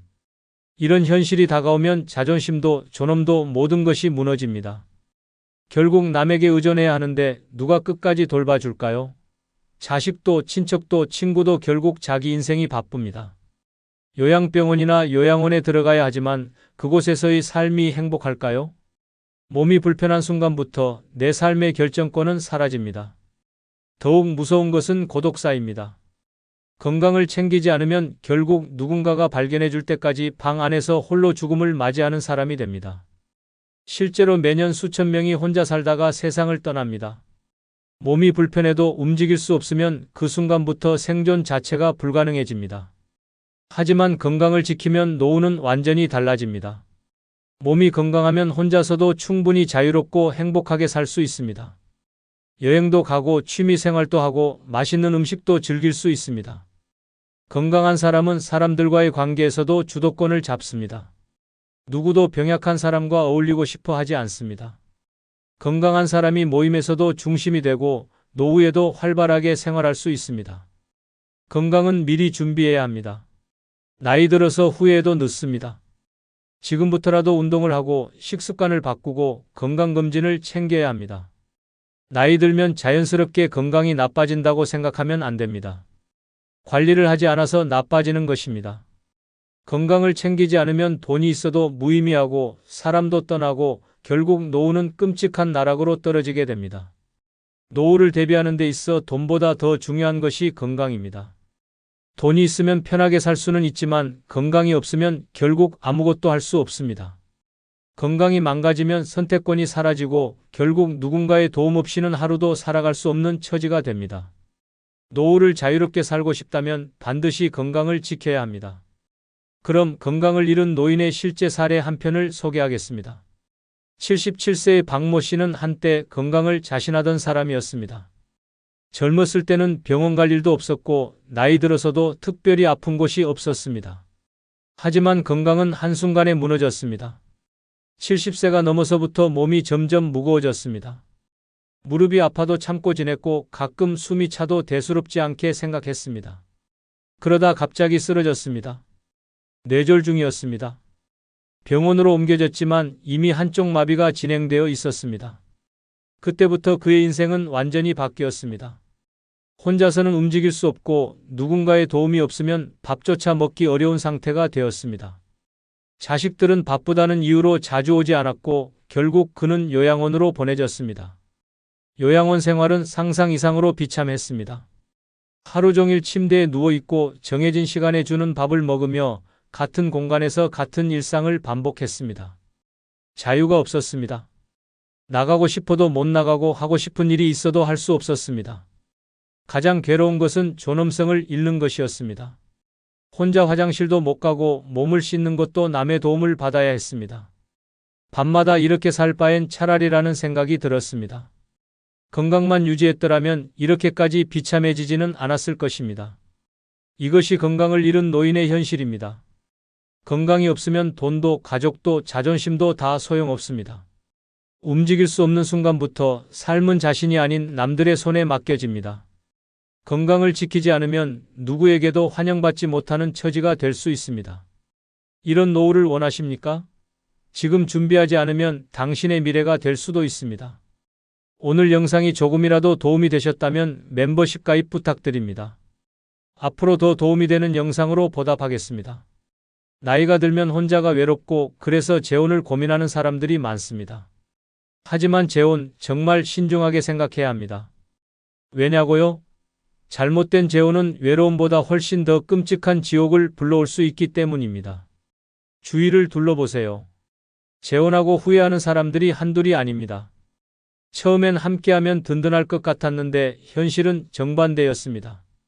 경제적인 부담, 건강 문제, 성격 차이, 자식들과의 갈등까지 기대했던 행복한 노후는커녕 매일이 스트레스와 후회의 연속이 되어버렸습니다. 내가 이럴 거면 그냥 혼자 사는 게 나았지. 이런 말이 입에서 나오기 전에 재혼이 정말 필요한지 다시 생각해 봐야 합니다. 사실 재혼하지 않아도 외롭지 않게 살 방법은 충분합니다. 오히려 혼자 살면서 자유를 누리고 내 인생을 온전히 즐기는 것이 훨씬 더 현명할 수도 있습니다. 오늘은 재혼 없이도 절대 외롭지 않게 오히려 더 즐겁고 활기차게 노년을 보내는 6가지 비법을 공개하겠습니다. 이 방법을 알면 혼자인 게 불행이 아니라 최고의 선택이었다는 걸 깨닫게 될 겁니다. 지금부터 재혼 없이도 절대 외롭지 않은 노년을 만드는 비결을 알려드립니다. 절대 놓치지 마세요. 구독, 좋아요 누르시면 시작하겠습니다. 첫 번째 비결은 친구 없는 노년은 감옥과 같습니다. 진짜 친구를 만들어야 합니다. 나이가 들수록 가족보다 더 중요한 것이 있습니다. 바로 친구입니다. 하지만 많은 사람들이 나이 들면 친구도 자연스럽게 멀어지는 거야 라며 친구 관계를 소홀히 합니다. 그러다 보면 어느 순간 곁에 아무도 남아있지 않은 자신을 발견하게 됩니다. 자식들은 바쁩니다. 배우자는 언젠가 떠납니다. 결국 마지막까지 내 곁에 남아있는 건 친구뿐입니다. 하지만 친구가 없으면 노후는 끔찍한 고독 속에서 흘러가게 됩니다. 아침에 눈을 떠도 연락할 사람이 없고 어디를 가도 함께할 사람이 없습니다. TV 속 사람들과 대화하는 것이 하루의 유일한 대화가 되어버립니다. 이게 정말 행복한 노후일까요? 첫째, 친구는 많다고 좋은 것이 아닙니다. 진짜 친구가 있어야 합니다. 겉으로만 친한 사람들은 많을 수 있지만 막상 내가 힘들 때 곁에 있어줄 사람은 몇 명이나 될까요? 평생 알고 지낸 친구라 해도 만나기만 하면 기운을 빼앗고 불평만 늘어놓는 사람이라면 오히려 독이 됩니다. 친구는 숫자가 아니라 질이 중요합니다. 둘째, 친구는 노력하지 않으면 사라집니다. 우린 오래된 친구니까 언제든 만나면 똑같지. 이렇게 생각하는 순간 친구 관계는 점점 멀어집니다. 연락을 하지 않으면 관계는 끊어지고 관심을 주지 않으면 우정은 사라집니다. 젊었을 때는 바빠서 연락을 못했다고 핑계를 댈 수 있지만 노년에는 그렇지 않습니다. 친구 관계는 유지하려는 노력이 있어야 합니다. 먼저 연락하고 먼저 만나자고 해야 합니다. 괜히 귀찮게 하는 거 아닐까? 라는 생각은 버려야 합니다. 시간이 지나면 지나칠수록 관계를 되돌리기 어려워집니다. 셋째, 새로운 친구를 만들어야 합니다. 많은 사람들이 이 나이에 무슨 새로운 친구야? 라고 말합니다. 하지만 나이가 들수록 새로운 친구를 만들어야 합니다. 오래된 친구들이 하나둘 떠나면 남은 노년이 외로움 속에서 끝나버릴 수도 있습니다. 새로운 친구를 만드는 방법은 어렵지 않습니다. 취미 모임, 독서 모임, 여행 동호회, 운동 모임, 자원봉사 같은 곳에 가면 비슷한 관심사를 가진 사람들을 만날 수 있습니다. 넷째, 친구를 만들고 싶다면 먼저 좋은 친구가 되어야 합니다. 괜찮은 친구를 만나고 싶다 라고 생각하기 전에 나는 과연 좋은 친구인지 돌아봐야 합니다. 만나기만 하면 불평불만을 쏟아내고 남의 험담만 늘어놓고 자신의 자랑만 하는 사람과 오래 친해지고 싶은 사람은 없습니다. 친구를 대할 때는 함께 있는 시간이 즐겁고 의미 있게 느껴지도록 해야 합니다. 결국 노후의 행복은 친구가 있느냐 없느냐에 달려 있습니다. 친구가 있으면 함께 웃을 수 있고 외로움도 나눌 수 있으며 삶이 활력 넘치게 변합니다. 반대로 친구가 없으면 아무리 돈이 많아도 건강이 좋아도 결국은 외로운 삶을 살게 됩니다. 지금이라도 친구 관계를 정리하고 새로운 인연을 만들고 더 좋은 관계를 유지해야 합니다. 그렇지 않으면 노년은 텅 빈 시간 속에서 후회로 가득 차게 될 것입니다. 두 번째 비결은 노년은 끝이 아니라 새로운 시작입니다. 즐겁게 살아야 합니다. 많은 사람들이 이제 나도 늙었으니 조용히 살아야지 라고 말합니다. 하지만 이런 생각이야말로 노년을 무기력하고 지루하게 만드는 가장 위험한 함정입니다. 나이는 숫자에 불과합니다. 인생은 언제든 새롭게 시작할 수 있습니다. 노년을 어떻게 보내느냐에 따라 남은 인생이 지루한 기다림이 될 수도 있고 신나는 모험이 될 수도 있습니다. 첫째, 무조건 새로운 것을 시도해야 합니다. 이 나이에 뭘 새롭게 배워? 라고 생각하는 순간 삶은 점점 단조로워집니다. 새로운 경험이 없으면 하루하루가 반복될 뿐입니다. 새로운 취미를 가지면 인생이 달라집니다. 악기를 배워도 좋고 그림을 그려도 좋고 여행을 다녀도 좋습니다. 새로운 언어를 배워도 되고 평생 해보지 않았던 운동을 시작해도 됩니다. 새로운 것을 시도하는 순간 삶의 에너지가 다시 살아납니다. 둘째, 삶을 가볍게 바라봐야 합니다. 나이 들었으니 조심해야 해. 괜히 창피한 일 하면 안 돼. 이런 생각을 버려야 합니다. 즐겁게 사는 사람들은 걱정보다 지금 이 순간을 즐기는 법을 아는 사람들입니다. 젊었을 때는 가족을 위해, 일을 위해, 남의 시선을 위해 살았지만 이제는 오직 나를 위해 살아야 합니다. 하고 싶은 게 있다면 지금 해야 합니다. 언젠가라는 말은 결국 영원히 안 한다는 말과 같습니다.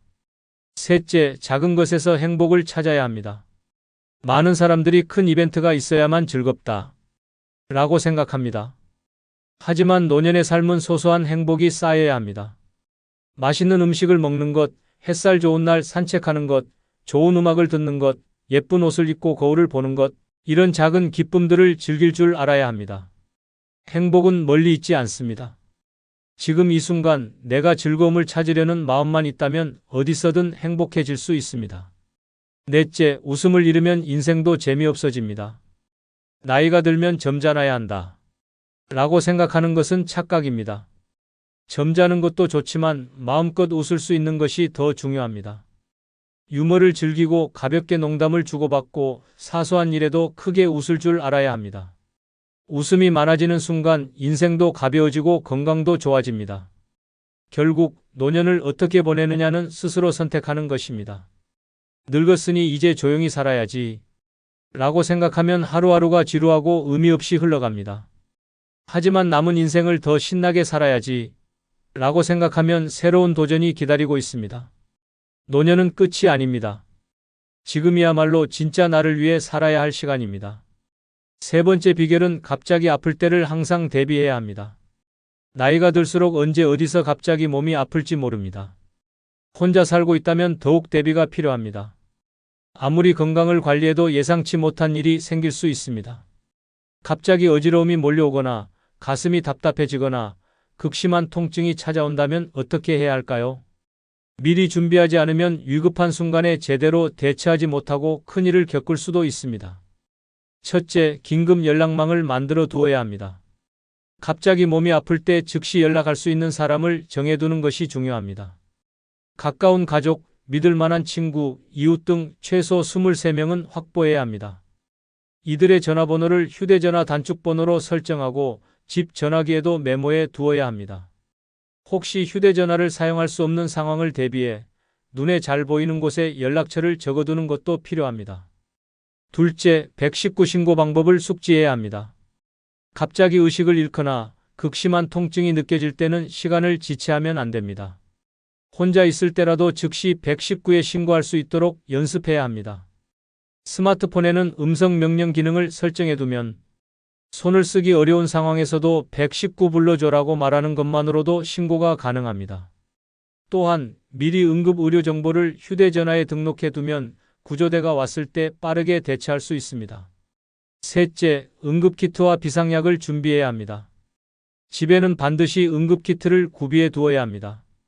진통제, 혈압약, 소화제, 해열제 등 기본적인 약품과 함께 필요한 경우 즉시 복용할 수 있는 개인약을 준비해야 합니다. 또한 평소 복용하는 약과 병력을 기록한 노트를 만들어 한눈에 볼 수 있는 곳에 두는 것이 좋습니다.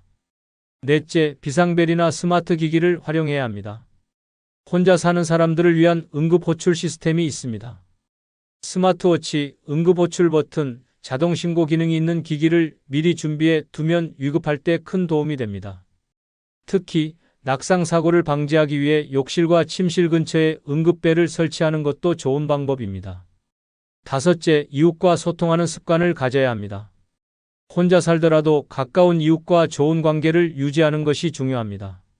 며칠 동안 연락이 안 되면 찾아와 줄 수 있는 이웃이 있다면 응급 상황이 발생했을 때 더 빠르게 도움을 받을 수 있습니다. 결국 혼자 살면서도 안전하게 지내려면 미리 준비하고 대비하는 것이 필수입니다.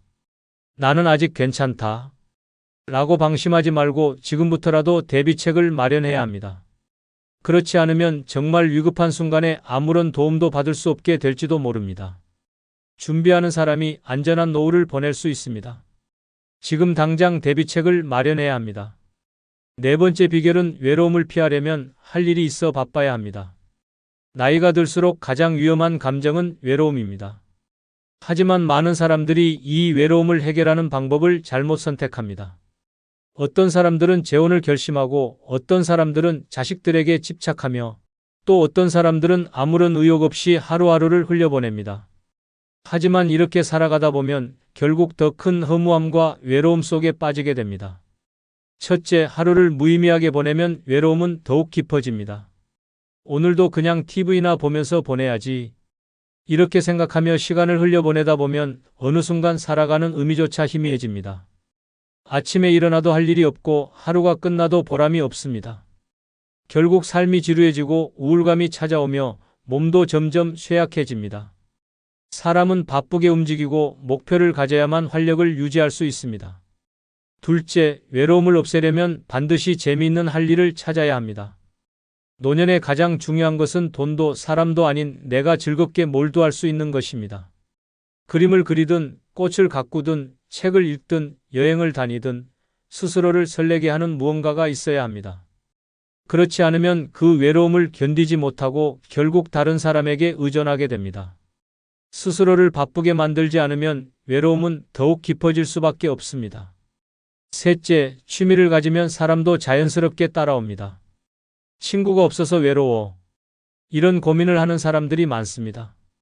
하지만 취미 생활을 하면 비슷한 관심사를 가진 사람들과 자연스럽게 연결됩니다. 독서 모임, 여행 동호회, 요리 교실, 운동 모임 같은 활동을 통해 새로운 인연을 만날 수 있습니다. 억지로 인간관계를 만들려고 하지 않아도 같이 무언가를 하다 보면 자연스럽게 좋은 사람들과 가까워질 수 있습니다. 넷째, 자식들에게 의존하면 오히려 관계가 멀어질 수 있습니다. 자식이 내 곁에 있어줘야 외롭지 않다. 이렇게 생각하는 부모들이 많습니다. 하지만 자식들은 이미 각자의 삶을 살아가고 있습니다. 노년의 자식에게 집착하면 오히려 관계가 부담스러워지고 점점 더 멀어지는 경우가 많습니다. 자식에게 기대는 것보다 내 인생을 채울 무언가를 찾는 것이 더 현명한 선택입니다. 결국 노년의 외로움은 주변 사람들이 해결해 주는 것이 아니라 내가 스스로 해결해야 합니다. 할 일이 없는 사람은 외롭고 무언가에 몰두하는 사람은 외롭지 않습니다. 이 나이에 뭘 새롭게 시작하겠어? 라는 생각을 버리고 지금이라도 새로운 도전을 시작해야 합니다. 외로움을 피하려면 반드시 내 삶을 바쁘게 만들어야 합니다. 그렇지 않으면 결국 후회 속에서 남은 인생을 보내게 될 것입니다. 다섯 번째 비결은 자존감을 잃는 순간 노후는 끝장난다. 입니다. 나이가 들면 자연스럽게 사람들의 관심에서 멀어집니다. 젊었을 때는 누구에게나 필요한 존재였지만 어느 순간부터는 저 사람은 늙었으니까라는 시선으로 평가받게 됩니다. 자식들에게도 사회에서도 점점 뒤로 밀려나는 기분이 들 때 많은 사람들이 이렇게 생각합니다. 나는 이제 쓸모없는 사람이 되었구나. 하지만 이것은 가장 위험한 착각입니다. 사람은 나이가 들어도 여전히 존중받아야 하며 스스로를 귀하게 여겨야 합니다. 자존감을 잃는 순간 노후는 진짜 힘들어집니다. 첫째, 나이가 들었다고 해서 스스로를 포기하면 안 됩니다. 나이가 들면 당연히 몸이 예전 같지 않고 기억력도 조금씩 떨어집니다. 하지만 나는 이제 늙었으니까 아무것도 못한다라고 생각하는 순간부터 정말로 아무것도 못하게 됩니다. 나이가 많아도 자신을 가꾸고 새로운 것을 배우며 적극적으로 살아가는 사람들은 여전히 빛이 납니다. 자존감을 지키는 사람과 그렇지 않은 사람의 노후는 하늘과 땅 차이입니다. 둘째, 외모를 관리하는 것은 선택이 아니라 필수입니다. 어떤 사람들은 이 나이에 무슨 꿈이야? 라고 생각하며 스스로를 방치합니다. 하지만 외모를 가꾸는 것은 단순한 치장이 아닙니다. 스스로를 소중하게 여긴다는 신호입니다. 헝클어진 머리, 낡은 옷을 입고 다니는 사람과 단정하게 자신을 가꾸는 사람을 대하는 사회의 태도는 완전히 다릅니다. 아무리 나이가 들어도 깔끔한 옷을 입고 머리를 정리하고 단정한 인상을 유지하는 것이 사람들에게 존중받는 첫걸음입니다. 셋째, 스스로를 자식들의 그림자로 만들면 안 됩니다. 어떤 부모들은 내 삶은 이미 끝났으니 이제 자식들이 잘 되기만 하면 된다. 라고 생각하며 자신의 인생을 포기합니다. 하지만 이렇게 살다 보면 결국 자식들에게도 짐이 되고 내 삶도 무너집니다. 자식이 중요하지만 내 인생도 여전히 중요합니다. 자식이 결혼을 하든 독립을 하든 나는 나대로 내 삶을 살아야 합니다. 자식에게 모든 걸 걸고 살면 나중에는 허무함과 외로움만 남게 됩니다. 넷째, 돈을 쓰는 방식도 자존감과 연결됩니다. 노인이 되었다고 해서 무조건 아끼고 절약하는 것만이 답은 아닙니다. 필요할 때는 자신을 위해 돈을 써야 합니다. 좋은 옷을 사고 맛있는 음식을 먹고 즐거운 경험을 위해 소비하는 것이 중요합니다. 자신을 위해 돈을 쓰는 것이 사치가 아니라 자존감을 지키는 방법입니다. 결국 노년의 삶에서 가장 중요한 것은 내가 나를 어떻게 생각하느냐입니다. 스스로를 가치 없는 사람처럼 대하면 다른 사람들도 그렇게 대합니다. 반대로 자신을 소중하게 여기고 당당하게 살면 주변에서도 나를 함부로 대하지 못합니다. 자존감을 잃지 않는 것이야말로 노후를 외롭지 않게 만드는 가장 중요한 비결입니다. 여섯 번째 비결은 돈 쓰는 법을 바꾸지 않으면 노후는 비참해진다입니다. 나이가 들수록 가장 위험한 것은 돈을 잘못 쓰는 일입니다. 돈이 많아도 함부로 쓰면 금방 바닥나고 돈이 적어도 잘 관리하면 평생 부족함 없이 살 수 있습니다. 하지만 많은 사람들이 젊었을 때처럼 돈을 쓰다가 노년에 가서 후회합니다. 첫째, 돈을 쉽게 빌려주면 안 됩니다. 자식이든 친구든 한 번만 도와줘라는 말에 쉽게 지갑을 열었다가는 결국 내 노후가 망가집니다. 자식에게 돈을 빌려줬다가 돌려받지 못하는 경우는 너무나 흔한 일입니다. 처음에는 미안해하지만 나중에는 오히려 어차피 부모 돈인데 왜 이렇게 야박해? 라는 태도로 나옵니다. 특히 나중에 갚을게라는 말은 절대 믿어서는 안 됩니다. 대부분의 경우 그 돈은 돌아오지 않습니다. 둘째, 사기와 유혹에 쉽게 넘어가면 위험합니다. 노인이 되면 주변에서 이상한 제안들이 많아집니다. 이거 투자하면 큰 돈 벌 수 있습니다. 이건 정말 귀한 정보인데 어르신에게만 특별히 알려드리는 겁니다. 이런 말을 듣는 순간 정신을 차려야 합니다. 그들은 나를 위해 돈을 벌게 해주는 것이 아니라 내 돈을 가져가려고 하는 것입니다. 요양원 투자, 건강식품, 값비싼 보험 같은 것들은 대부분 노인을 노리는 함정입니다. 셋째, 필요 없는 곳에 돈을 낭비하면 나중에 후회합니다. 어떤 사람들은 외로움을 달래기 위해 불필요한 물건을 사들이고 남들에게 베풀면서 자신의 존재감을 유지하려 합니다. 하지만 노후에는 돈보다 중요한 것이 없습니다. 나중에 병원비와 생활비가 부족해져서 후회하는 일이 없도록 지금부터라도 돈을 철저히 관리해야 합니다. 넷째, 소비 습관을 바꿔야 합니다. 노후에는 쓸데없는 소비를 줄이고 내 삶의 질을 높이는 곳에 돈을 써야 합니다. 값비싼 옷이나 명품 가방을 사는 대신 좋은 음식, 건강관리, 여행, 취미 활동에 투자해야 합니다. 돈을 쓰더라도 후회 없는 곳에 써야 합니다. 결국 노후의 행복은 돈을 어떻게 관리하느냐에 달려 있습니다. 돈이 많다고 무조건 행복한 것은 아닙니다. 하지만 돈이 없으면 절대 행복할 수 없습니다. 돈이 바닥나면 자식들에게 의존해야 하고 그 순간부터 내 인생은 더 이상 내 것이 아닙니다.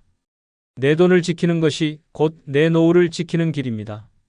지금부터라도 돈 쓰는 방식을 바꿔야 합니다. 그렇지 않으면 나중에 후회해도 돌이킬 수 없습니다. 많은 사람들이 혼자 살면 외롭습니다라고 생각하며 재혼을 고민합니다. 하지만 잘못된 재혼은 오히려 더 큰 후회와 고통을 가져올 수 있습니다. 돈 문제, 건강 문제, 가족 갈등까지 기대했던 행복한 노후가 지옥으로 변하는 경우도 많습니다. 그러나 위의 6가지를 실천하시면 혼자서도 당당하고 즐겁고 가치 있는 삶을 만들 수 있습니다.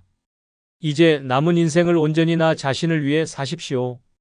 당신의 노후는 오직 당신의 선택에 달려 있습니다. 끝으로 오늘 영상이 조금이라도 도움이 되셨다면 멤버십 가입해 주시면 더욱 좋은 영상으로 보답하겠습니다. 늘 건강하시고 행복하시길 기원합니다. 여러분, 형제, 자매는 세상에서 가장 가까운 가족이지만 동시에 가장 큰 상처를 주고받을 수 있는 존재이기도 합니다. 어릴 때는 부모님의 울타리 안에서 싸우고 화해하며 자랐지만 나이가 들면서 각자의 삶을 살다 보면 생각의 차이도 커지고 감정의 골도 깊어집니다. 그런데도 가족이니까 괜찮겠지, 형제끼리는 다 이해해줘야 하는 거 아니야? 라는 착각을 하다가 결국 씻을 수 없는 상처를 남기게 됩니다. 특히 노년에는 형제, 자매가 남은 유일한 혈육이 되기도 합니다. 하지만 단 한마디의 말이 관계를 완전히 끊어버리는 경우가 많습니다. 내가 부모님한테 더 잘했다. 나는 너랑 달라서 혼자 해결했어. 내가 우리 가족의 문제였어 같은 말들은 듣는 순간 평생 남는 원한이 됩니다. 말하는 사람은 쉽게 던진 한마디일지 몰라도 듣는 사람은 그 말로 인해 가족을 잃게 되는 것입니다. 노년에는 과거를 들춰내며 상처를 주기보다는 서로를 인정하고 이해하는 것이 더 중요합니다. 나이가 들수록 형제는 점점 줄어들고 결국 남는 건 후회뿐입니다. 형제, 자매와 평생 원수가 되고 싶지 않다면 선 넘는 말은 가슴에 묻고 살아가는 것이 현명한 선택입니다. 오늘은 노년의 형제, 자매에게 절대 하면 안 되는 7가지 말에 대해 이야기해 보겠습니다. 끝까지 들으시면 남은 인생에서 가족과의 관계를 지키는 데 큰 도움이 될 겁니다. 구독, 좋아요 누르시면 시작하겠습니다. 첫 번째는 자식들 잘 살고 있어? 라는 말입니다. 형제, 자매 사이에서 가장 조심해야 할 질문 중 하나가 바로 내 자식들 요즘 잘 지내? 입니다. 단순한 안부처럼 보일 수도 있지만 이 말 한마디가 형제간 감정을 망치는 독이 될 수도 있습니다. 한 남매가 있었습니다. 오빠는 공무원으로 은퇴 후 연금을 받으며 안정적인 노후를 보내고 있었고 여동생은 작은 가게를 운영하며 어렵게 생활하고 있었습니다. 어느 날 오빠가 가족 모임에서 동생에게 물었습니다. 요즘 애들은 어때? 잘 살고 있지? 그 동생은 애써 웃으며 대답했습니다. 응, 그냥 뭐 그렇지. 하지만 오빠는 거기서 멈추지 않았습니다. 우리 애들은 다 안정적으로 자리 잡았어. 큰애는 대기업 다니고 작은애는 공무원 시험 붙었지. 자식이 잘 돼야 부모도 편한데 말이야. 너도 마음 좀 편해지겠네? 그 말을 듣는 순간 동생의 얼굴이 굳어졌습니다. 사실 그녀의 아들은 취업을 준비하며 몇 년째 고생 중이었습니다. 경제적으로도 부담이 컸고 그로 인해 동생은 매일 밤 고민하며 지냈습니다. 그런데 오빠는 무심코 자식 자랑을 섞어가며 너는 어떤데? 라고 물었습니다. 동생은 억지로 웃었지만 속으로는 내 속이 어떤지 알지도 못하면서 쉽게 말하네. 라고 생각했습니다. 이런 질문이 왜 위험할까요? 자식 문제는 부모에게 있어 가장 예민한 부분입니다. 형제 사이에도 경제적, 환경적 차이가 생길 수밖에 없는데 한쪽이 너무 잘 살고 있고 다른 한쪽이 힘들다면 단순한 안부 인사도 상대방에게 상처가 될 수 있습니다.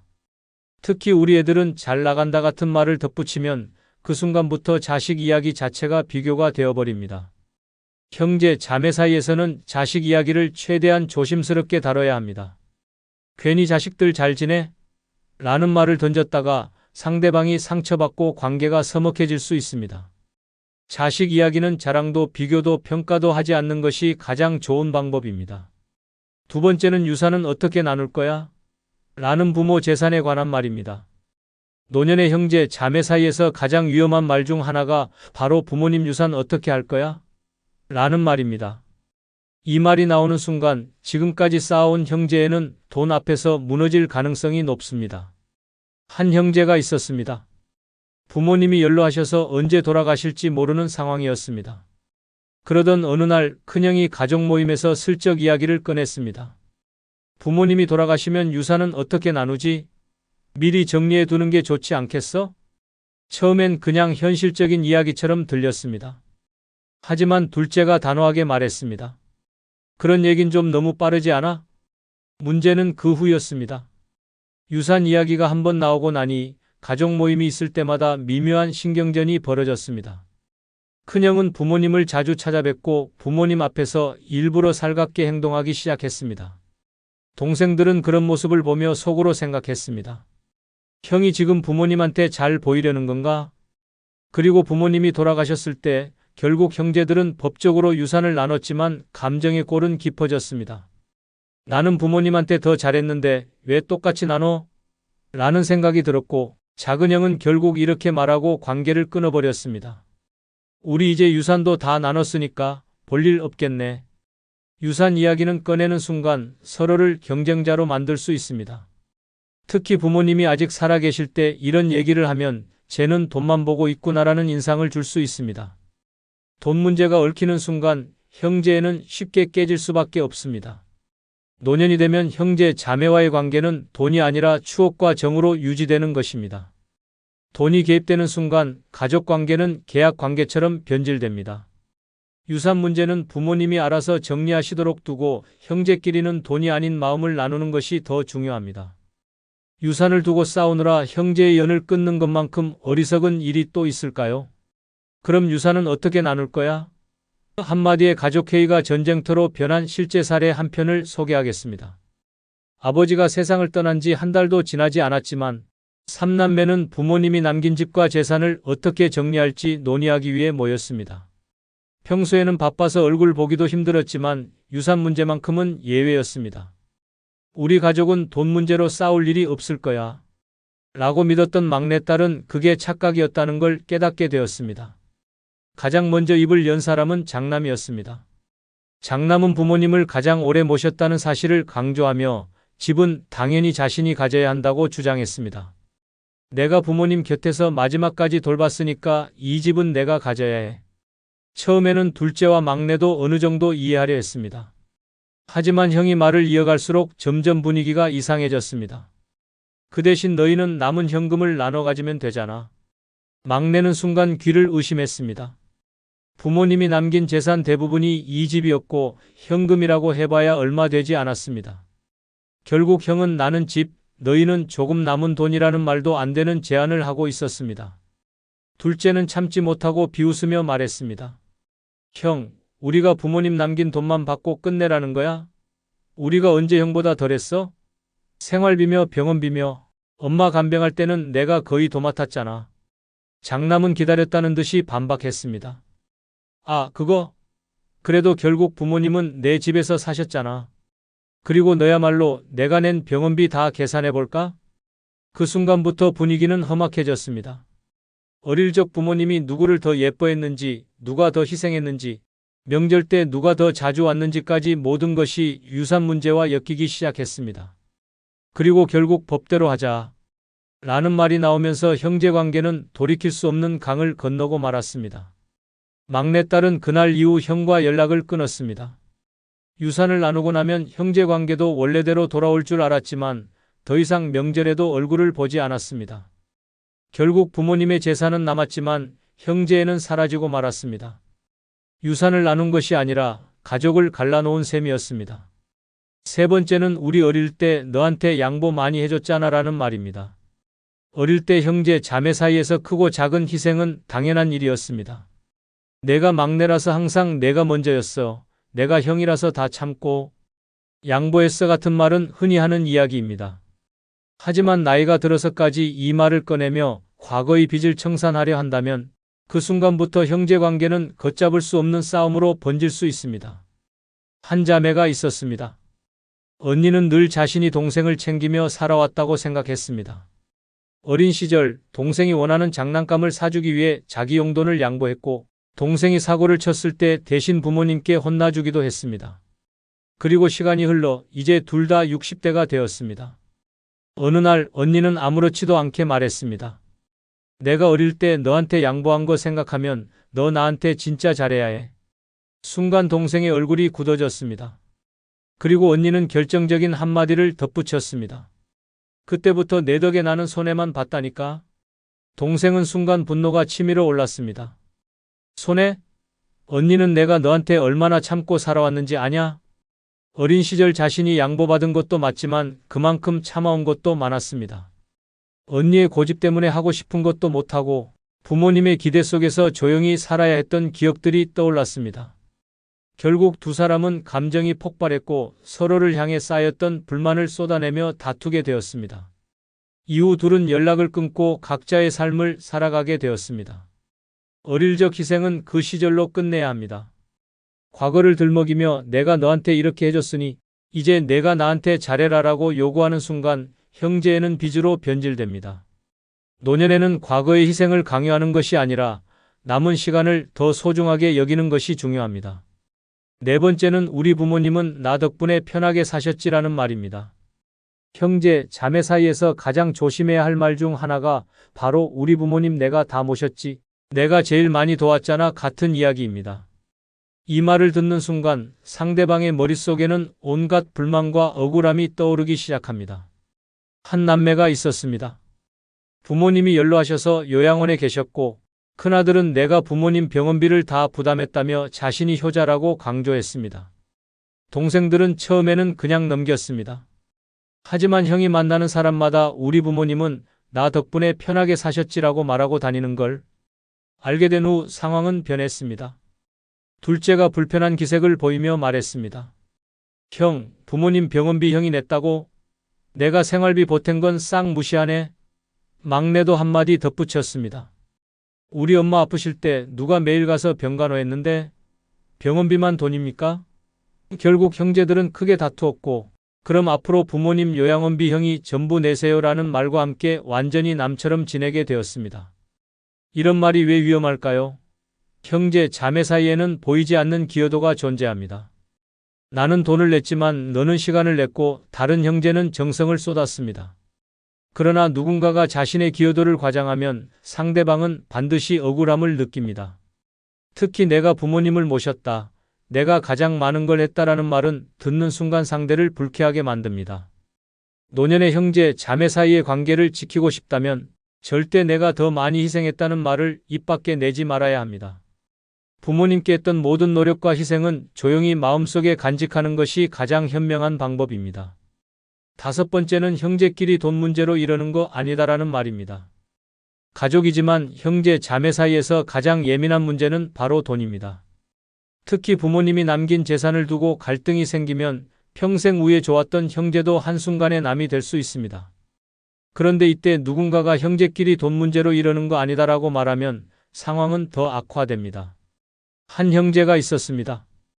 부모님이 돌아가시고 형제들이 모여 유산을 정리하게 되었습니다. 장남이 이렇게 말했습니다. 형제끼리 돈 몇 푼 때문에 얼굴 붉히는 거 아니다. 문제는 그 돈 몇 푼이 무려 몇억 원이었다는 사실입니다. 둘째가 발끈했습니다. 형, 우리한테는 몇 푼이라도 형한테는 아니잖아. 그런데 왜 형 혼자 더 가져가? 장남은 당황하며 말했습니다. 내가 부모님 모시고 살았잖아. 난 당연히 더 받을 자격이 있지. 막내는 어이없다는 듯이 웃으며 대꾸했습니다. 그럼 처음부터 그 얘기를 하지. 왜 돈 문제가 아니라고 해? 결국 형제들은 감정이 폭발했고 유산을 두고 소송까지 가게 되었습니다. 법정에서 만난 형제들은 더 이상 가족이 아니었습니다. 형제끼리 돈 문제로 싸우지 말자는 말은 겉으로 보기엔 듣기 좋은 말입니다. 하지만 이 말은 마치 돈을 신경 쓰는 사람이 속 좁은 사람이라는 느낌을 주기 때문에 오히려 상대방을 더 화나게 만듭니다. 유산이든 빌린 돈이든 형제 사이에서 돈은 절대 가볍게 넘길 수 없는 문제입니다. 노년의 형제 관계를 망치고 싶지 않다면 돈 문제를 형제로 포장하지 말아야 합니다. 오히려 솔직하게 우리 확실하게 정리하자, 서로 오해 없도록 정확하게 나누자라고 말하는 것이 훨씬 현명한 태도입니다. 형제 관계에서 돈 문제는 감정적으로 접근할 것이 아니라 최대한 객관적으로 정리하는 것이 불필요한 갈등을 막는 길입니다. 여섯 번째는 내가 예전에 이랬잖아라는 과거의 이야기입니다. 형제, 자매 사이에서 절대 하지 말아야 할 말 중 하나가 너 옛날에 그랬었잖아 같은 과거 이야기입니다. 특히 어린 시절의 실수나 창피한 일을 끄집어내면 상대방의 기분은 순식간에 바닥을 칩니다. 한 남매가 있었습니다. 오빠와 여동생은 나이가 들면서 각자 가정을 꾸렸고 이제는 가끔씩 명절이나 가족 행사에서 얼굴을 보는 정도였습니다. 그런데 어느 날 가족 모임에서 오빠가 술을 한잔하더니 이렇게 말했습니다. 야, 너 어릴 때 기억나? 동네 운동회에서 내가 달리기 하다가 넘어져서 울면서 꼴찌로 들어왔잖아. 그때 사람들이 얼마나 웃었는데 내가 집에 가서 방문 걸어 잠그고 며칠 동안 안 나왔지. 여동생은 순간 표정이 굳어졌습니다. 가족들까지 따라 웃으며 맞아. 그때 내 얼굴 새빨개져서 엉엉 울었지. 라며 덧붙이자 여동생은 애써 미소를 지었지만 속으로는 끓어오르는 기분을 억누르고 있었습니다. 어릴 때라서 다들 웃고 넘겼던 일이지만 본인에게는 절대 다시 듣고 싶지 않은 기억이었습니다. 그런데 나이가 들어서까지 그 일을 또 들춰야 할 이유가 있을까요? 형제, 자매 사이는 오래된 인연이지만 그렇다고 해서 상대방이 과거 이야기를 듣고 싶어 하는 것은 아닙니다. 누구나 실수했던 시절이 있고 창피했던 기억이 있습니다. 그런데 그걸 가족이라고 해서 아무렇지 않게 꺼내는 것은 상대방을 배려하지 않는 행동입니다. 특히 과거의 부끄러운 실수나 실패를 반복해서 언급하면 형제 관계는 점점 멀어질 수밖에 없습니다. 형제, 자매 사이에서 과거 이야기를 할 때는 신중해야 합니다. 상대방이 좋아하는 추억이라면 몰라도 굳이 듣고 싶지 않은 이야기를 꺼내는 것은 관계를 어색하게 만들 뿐입니다. 상대방이 과거를 떠올리며 이제 그만 좀 얘기해라는 표정을 짓는다면 그 순간이 바로 입을 다물어야 할 타이밍입니다. 일곱 번째는 내가 이 집안 장남 아니야? 라는 말입니다. 가족 중에서도 장남이나 장녀는 책임감이 크다는 말을 자주 듣습니다. 하지만 나이가 들어서까지 내가 장남이니까 내 말이 맞아, 내가 큰형이니까 내가 내 의견을 따라야 해 같은 말을 한다면 그 순간부터 형제관계는 망가질 가능성이 높습니다. 한 형제가 있었습니다. 부모님이 돌아가시고 이제 남은 건 형제들 뿐이었습니다. 그런데 큰형은 만날 때마다 자신의 권위를 강조했습니다. 야, 내가 장남인데 내 말이 맞지 않겠냐? 처음엔 농담처럼 들렸지만 시간이 갈수록 이 말은 형제들 사이에 불만을 쌓이게 했습니다. 결정적인 사건은 부모님이 남긴 집을 정리하는 과정에서 벌어졌습니다. 큰형은 이렇게 말했습니다. 내가 장남이니까 이 집은 당연히 내가 가져야지. 동생들은 순간 어이가 없었습니다. 아니, 형이 장남이면 부모님 유산도 형 거야? 큰형은 당당했습니다. 그래도 부모님 모시고 산 건 나잖아. 장남이니까 내 말이 맞아. 너희도 어차피 각자 살 집 있잖아. 그 말을 듣는 순간 동생들의 분노는 폭발했습니다. 형, 장남이면 부모님 재산 다 가져가는 법이라도 있어? 우리한테는 형 동생이지만 법원 가면 다 똑같은 상속자인데? 결국 형제들은 서로 얼굴도 보기 싫어졌고 유산 문제로 법적 소송까지 가게 되었습니다. 어린 시절에는 의지했던 큰형이었지만 이제는 남보다 더한 원수가 되어버린 것입니다.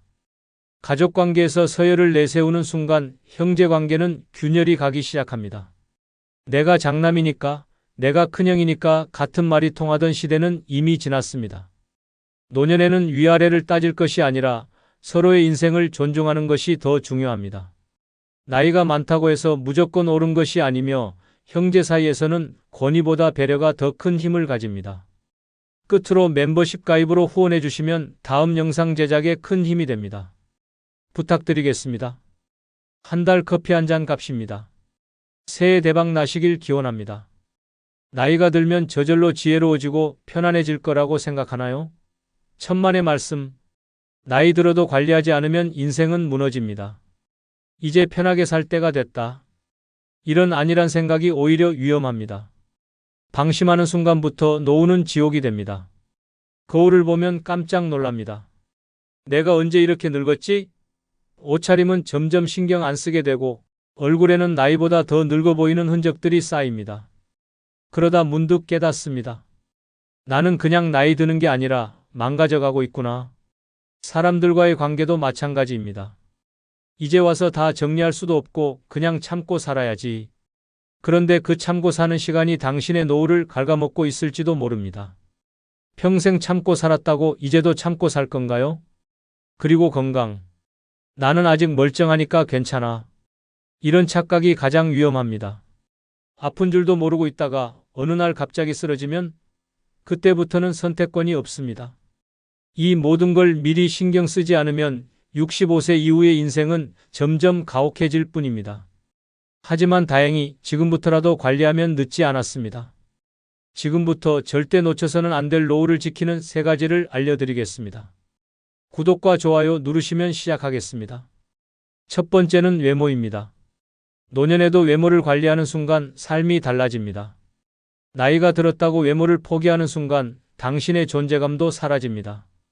거울을 보면 낯선 얼굴이 보이고 옷차림은 점점 초라해집니다.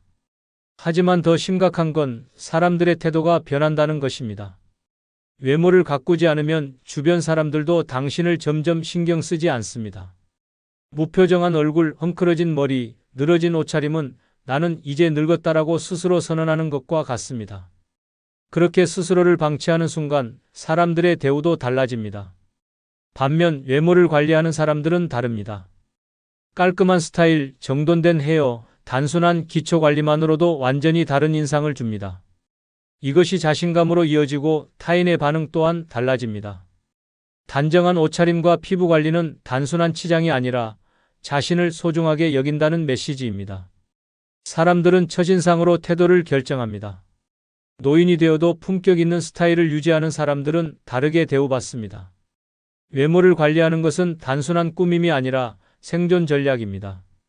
외모를 가꾸는 것은 어렵지 않습니다.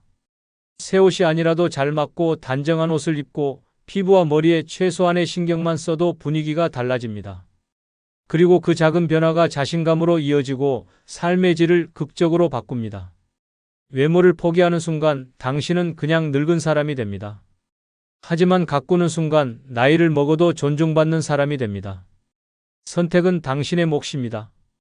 그냥 늙어갈 것인가 아니면 당당하게 나이를 들 것인가? 그럼 이와 관련된 실제 사례 한 편을 소개해 드리겠습니다. 68세 김할머니는 젊었을 때 누구보다 멋을 알던 사람이었습니다. 하지만 남편을 떠나보내고 나이가 들면서 이제 누굴 위해 꿈이나? 라는 생각이 들었습니다. 어느 순간부터 거울 보는 횟수가 줄어들었고 외출할 때도 헝클어진 머리에 낡은 옷을 그대로 걸쳤습니다. 그러던 어느 날 그녀는 동창 모임에 나갔습니다. 오랜만에 친구들을 만나 반가웠지만 이상한 기분이 들었습니다. 다들 왜 이렇게 젊어 보이지? 친구들은 단정한 머리에 화사한 옷을 입고 있었습니다. 반면 그녀는 거울도 안 보고 나온 탓에 축 늘어진 옷에 칙칙한 얼굴로 혼자 초라해 보였습니다. 친구들이 반갑게 인사하긴 했지만 대화가 오래 이어지지 않았습니다. 그러다 결정적인 순간이 찾아왔습니다. 식사를 마치고 계산을 하려는데 식당 직원이 김할머니만 빼고 친구들에게 고개를 숙이며 정중하게 말했습니다. 어머님들 계산 도와드릴까요? 김할머니는 순간 멍해졌습니다. 나도 여기 앉아 있는데 왜 나만 쏙 빼고 말하지?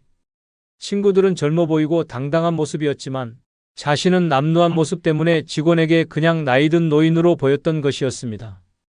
그날 집으로 돌아온 후 김할머니는 거울을 봤습니다. 축 처진 얼굴, 정리되지 않은 머리, 생기 없는 표정. 내가 이렇게까지 늙어 보였나? 그제야 깨달았습니다. 외모를 가꾸지 않으면 그냥 사회에서 보이지 않는 사람이 되는구나. 그녀는 다음 날부터 달라졌습니다. 미용실에 가서 머리를 손질했고 옷을 정갈하게 입었으며 화장도 살짝 했습니다. 그리고 다시 친구들을 만났을 때 직원의 태도는 완전히 달라졌습니다. 어머님, 이쪽 자리로 안내해 드릴게요. 김할머니는 속으로 생각했습니다. 결국 외모가 나를 대하는 세상의 태도를 결정하는구나. 65세가 넘어도 외모를 신경 써야 하는 이유는 단순합니다. 신경 쓰지 않는 순간 사람들은 당신을 더 이상 중요한 존재로 여기지 않기 때문입니다. 둘째, 상처 주는 인간관계 정리입니다. 이제라도 끊어내지 않으면 남은 인생까지 망가집니다. 나이가 들수록 인간관계는 더욱 중요해집니다. 하지만 모든 관계가 소중한 것은 아닙니다. 어떤 관계는 오히려 인생을 갉아먹고 스트레스를 주며 후회만 남깁니다. 나이가 들어서도 여전히 나를 힘들게 하는 사람이 있다면 그 관계는 더 이상 인연이 아닙니다. 그것은 족쇄입니다.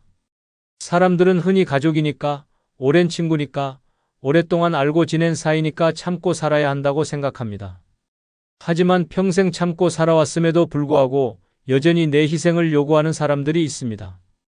자식들은 부모의 헌신을 당연하게 여기며 돈을 요구하고, 친구들은 늘 자기 고민만 털어놓으며 감정을 쏟아냅니다. 가족이라는 이유로 무례하게 굴고 나를 무시하는 사람들도 있습니다. 나이를 먹었다고 해서 계속 참고만 살아야 할 이유는 없습니다. 상처를 주는 인간관계를 정리하지 않으면 남은 인생도 희생만 하다가 끝날 수 있습니다. 남은 시간이 얼마 남지 않았다면 그 시간을 나를 소중히 여기는 사람들에게 쓰는 것이 더 현명합니다. 나를 이용하려는 사람들과의 관계를 유지하는 것은 스스로를 불행 속에 가두는 일입니다. 관계를 정리해야 할 사람은 분명합니다. 연락이 오면 마음이 무겁고 피곤한 사람들이 있습니다. 항상 내가 먼저 연락해야 유지되는 관계도 있습니다. 만날 때마다 내 감정을 무시하고 나의 이야기는 들으려 하지 않는 사람도 있습니다. 이들은 결코 나에게 도움이 되는 사람이 아닙니다. 오히려 내 인생을 피곤하게 만들고 내 감정을 소모시키는 존재들입니다. 이제라도 과감하게 정리해야 합니다. 나에게 상처를 주는 사람들에게 휘둘리면서 남은 생을 허비할 수는 없습니다. 나이가 들었다고 해서 참고 살 이유는 없습니다. 이제는 내가 중심이 되어야 하고 내가 원하는 방식으로 살아야 합니다. 내가 원하는 관계를 선택하고 나를 존중하는 사람들과만 함께 해야 합니다. 상처 주는 인간관계를 끊는 순간 삶이 훨씬 가벼워집니다. 나를 소중히 하는 사람들과 함께하는 시간이 많아질수록 노후는 더욱 행복해집니다. 더 이상 어쩔 수 없다는 이유로 스스로를 희생하지 않아야 합니다. 상처를 주는 인간관계는 이제 단호하게 정리해야 합니다. 그럼 이와 관련된 실제 사례 한 편을 소개해 드리겠습니다. 70세 김할머니는 늘 친구는 평생 가는 인연이다라고 믿었습니다. 젊을 때부터 친구들에게 베푸는 걸 당연하게 여겼고 누군가 어려운 일이 생기면 가장 먼저 달려가는 사람이었습니다. 친구들이 돈이 필요하다고 하면 빌려주고 몸이 아프다고 하면 직접 찾아가 돌봐주었습니다. 하지만 세월이 흐르고 김할머니도 점점 나이가 들었습니다. 어느 날 건강이 악화되어 병원에 입원하게 되었습니다. 그때 김할머니는 믿었던 친구들이 단 한 명도 찾아오지 않았다는 사실을 깨닫게 되었습니다. 한 친구에게 전화를 걸었습니다. 나 병원에 입원했어. 시간 되면 한번 와줄 수 있을까? 하지만 돌아온 대답은 차가웠습니다. 아이고, 요즘 나도 바빠서 힘들어. 얼른 회복하고 밥이나 같이 먹자. 김할머니는 아무 말도 하지 못했습니다. 평생 친구들을 위해 희생했지만 정작 자신이 필요할 때는 아무도 남아있지 않았습니다. 그 후 퇴원하고 나서 다시 연락이 왔습니다. 김 여사, 요즘 뭐해? 나 좀 급한 일 있는데 돈 좀 빌려줄 수 있어? 그 순간 김할머니는 깨달았습니다. 이 관계는 친구가 아니라 단순한 이용관계였다는 것을. 그동안 그녀는 오래된 친구이니까, 가족 같은 사이니까라고 생각하며 참고 살아왔습니다. 하지만 결국 친구라고 해서 다 남겨야 하는 관계는 아니라는 사실을 늦게 깨달았습니다. 상처 주는 인간관계를 끊지 않으면 남은 인생도 희생만 하다가 끝납니다. 당신을 진심으로 아끼고 힘들 때 함께하는 사람들만 남기십시오. 김할머니는 너무 늦게 깨달았습니다. 하지만 당신은 아직 늦지 않았습니다. 지금이라도 당신을 이용하는 관계는 정리해야 합니다. 그렇지 않으면 김할머니의 미래가 곧 당신의 미래가 될 수도 있습니다. 셋째, 정기 건강검진입니다. 병은 기다려주지 않습니다. 건강이 무너지면 모든 것이 끝입니다. 돈이 있어도 가족이 있어도 몸이 아프면 아무 소용이 없습니다. 하지만 많은 사람들이 착각합니다. 나는 아직 멀쩡하다. 몸이 아프지 않으니까 괜찮다. 그렇게 방심하는 순간 병은 조용히 몸속에서 자리를 잡고 있습니다. 사람들은 건강을 잃고 나서야 후회합니다. 그때 건강검진만 받았어도 이렇게까지 되진 않았을 텐데 하지만 후회해도 늦습니다. 건강검진을 받지 않으면 몸 안에서 벌어지는 위험을 절대 알 수 없습니다. 겉으로는 멀쩡해 보여도 몸속에서는 조용히 병이 자라고 있을 수도 있습니다. 건강검진을 미루는 사람들은 대부분 같은 말을 합니다. 나는 지금 아무 이상 없어. 하지만 몸은 갑자기 무너지지 않습니다. 어느 날 갑자기 심장이 멈추는 것도 쓰러지는 것도 모두 몸속에서 오래전부터 준비된 일입니다. 건강검진을 받지 않으면 병원에 가는 날은 단 한 번뿐입니다. 바로 응급실에 실려가는 날입니다. 병은 기다려주지 않습니다. 조기에 발견하면 간단한 치료로 끝날 일을 방치하면 인생 전체가 흔들립니다. 주변을 보면 건강검진을 받지 않고 버티다가 어느 날 갑자기 쓰러져서 병원 신세를 지는 사람들이 많습니다.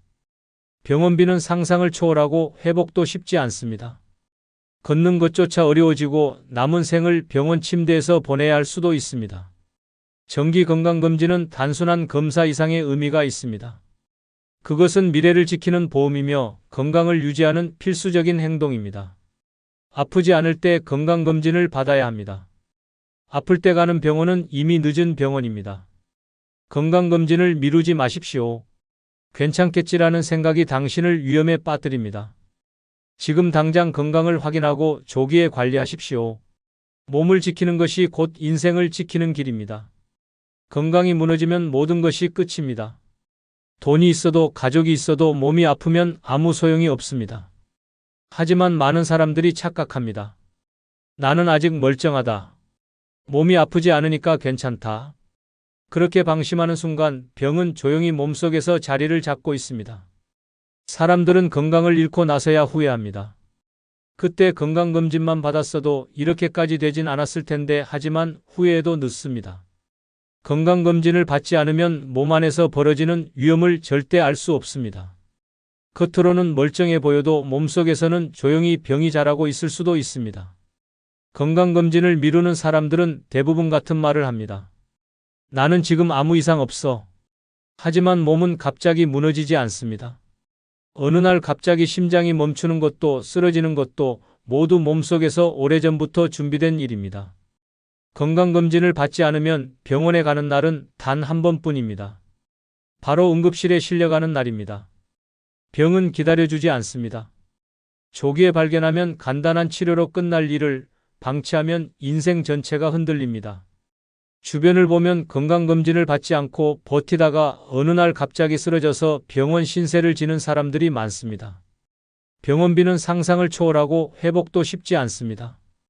걷는 것조차 어려워지고 남은 생을 병원 침대에서 보내야 할 수도 있습니다. 정기 건강검진은 단순한 검사 이상의 의미가 있습니다. 그것은 미래를 지키는 보험이며 건강을 유지하는 필수적인 행동입니다. 아프지 않을 때 건강검진을 받아야 합니다. 아플 때 가는 병원은 이미 늦은 병원입니다. 건강검진을 미루지 마십시오. 괜찮겠지라는 생각이 당신을 위험에 빠뜨립니다. 귀찮지만 미리 정기적으로 받는 건강검진이 나중에 건강검진을 받지 않아 아플 경우 받게 될 육체적 고통이 수백만 배 더 아픕니다. 지금 당장 건강을 확인하고 조기에 관리하십시오. 몸을 지키는 것이 곧 인생을 지키는 길입니다. 그럼 이와 관련된 실제 사례 한 편을 소개하겠습니다. 72세 박 할아버지는 평생 건강하다는 말을 들어왔습니다. 젊을 때부터 감기 한 번 걸리지 않았고 특별히 아픈 것도 없었습니다. 그래서 건강검진은 나와 상관없는 일이라며 한 번도 제대로 받아본 적이 없었습니다. 가족들이 검진을 받으라고 할 때마다 대답은 같았습니다. 괜찮아. 아직 멀쩡한데 뭘. 몸에 이상 있으면 내가 먼저 알지. 병원 갈 필요 없어. 하지만 몸은 조용히 망가지고 있었습니다. 어쩌다 피곤한 날이 많아지고 가끔 속이 불편했지만 나이 들면 원래 이런 거지라며 대수롭지 않게 넘겼습니다. 그러던 어느 날 갑자기 배가 심하게 아팠습니다. 처음에는 소화불량인 줄 알았지만 시간이 지나도 통증이 가시지 않았습니다. 결국 참다 못해 병원에 갔고 검사 결과를 듣는 순간 온몸이 얼어붙었습니다. 위암입니다. 이미 많이 진행됐습니다. 순간 머리가 하얘졌습니다. 설마 내가? 의사는 말했습니다. 정기 건강검진을 받았더라면 조기에 발견할 수 있었을 겁니다. 이 정도로 진행된 상태면 수술도 쉽지 않습니다. 그제야 박 할아버지는 깨달았습니다. 괜찮을 거라고만 생각했는데 내 몸속에서는 병이 자라고 있었구나. 수술과 항암 치료가 시작되었지만 이미 늦었습니다. 몸은 빠르게 쇠약해졌고 예전처럼 걸을 수도 식사를 할 수도 없었습니다. 병원 침대에 누워있는 시간이 늘어났습니다. 그제야 후회가 밀려왔습니다. 그때 검진만 받았더라면 하지만 후회해도 이미 돌이킬 수 없었습니다. 건강검진? 다음에 받으면 되지. 이렇게 생각하는 순간 당신도 같은 길을 걸을 수 있습니다. 건강은 예고 없이 무너집니다. 아프고 나서야 병원을 찾으면 늦습니다. 그때는 돈도 수억 깨집니다. 병원은 몸이 아파서 가는 곳이 아니라 아프기 전에 가야 하는 곳입니다. 정기 건강검진을 미루지 마십시오. 당신이 아무렇지 않다고 느끼는 그 순간에도 몸속에서는 병이 조용히 자라고 있을지도 모릅니다. 나이가 들면 자연스럽게 모든 것이 무너진다고 생각하는 사람들이 많습니다. 하지만 사실은 그렇지 않습니다. 무너지는 것이 아니라 신경 쓰지 않아서 망가지는 것입니다. 처음에는 작은 변화입니다. 사람들의 태도가 달라지고 대우가 달라집니다. 존재감이 점점 흐려지고 어느 순간 세상이 나를 투명인간처럼 대하기 시작합니다. 주변에서 늘 함께했던 사람들도 하나둘 멀어지고 결국 혼자 남게 됩니다. 하지만 그때는 이미 늦었습니다. 더 이상 중심에 서지 못하는 순간 나는 나 자신을 돌보지 않게 됩니다. 나를 소중하게 여기지 않으면 세상도 나를 소중하게 생각하지 않습니다. 그렇게 스스로를 방치하다 보면 어느 날 갑자기 모든 것이 무너져 버립니다. 그때 후회합니다. 그때 조금만 더 신경 썼더라면 하지만 후회하는 순간 되돌릴 방법은 없습니다. 이미 잃어버린 관계, 망가진 몸, 되돌릴 수 없는 시간만 남아 있습니다. 노후가 비참한 이유는 단순합니다. 미리 대비하지 않았기 때문입니다. 지금이라도 늦지 않았습니다. 당신의 삶을 당신이 직접 돌보십시오. 스스로 신경 쓰지 않으면 누구도 당신을 대신 지켜주지 않습니다. 마지막 순간까지 당당하고 멋지게 살 것인지 아니면 후회하며 무너질 것인지 선택은 지금 당신에게 달려 있습니다. 오늘 영상이 조금이라도 도움이 되셨다면 멤버십 가입해 주시면 더욱 좋은 영상으로 보답하겠습니다. 진심으로 감사드립니다.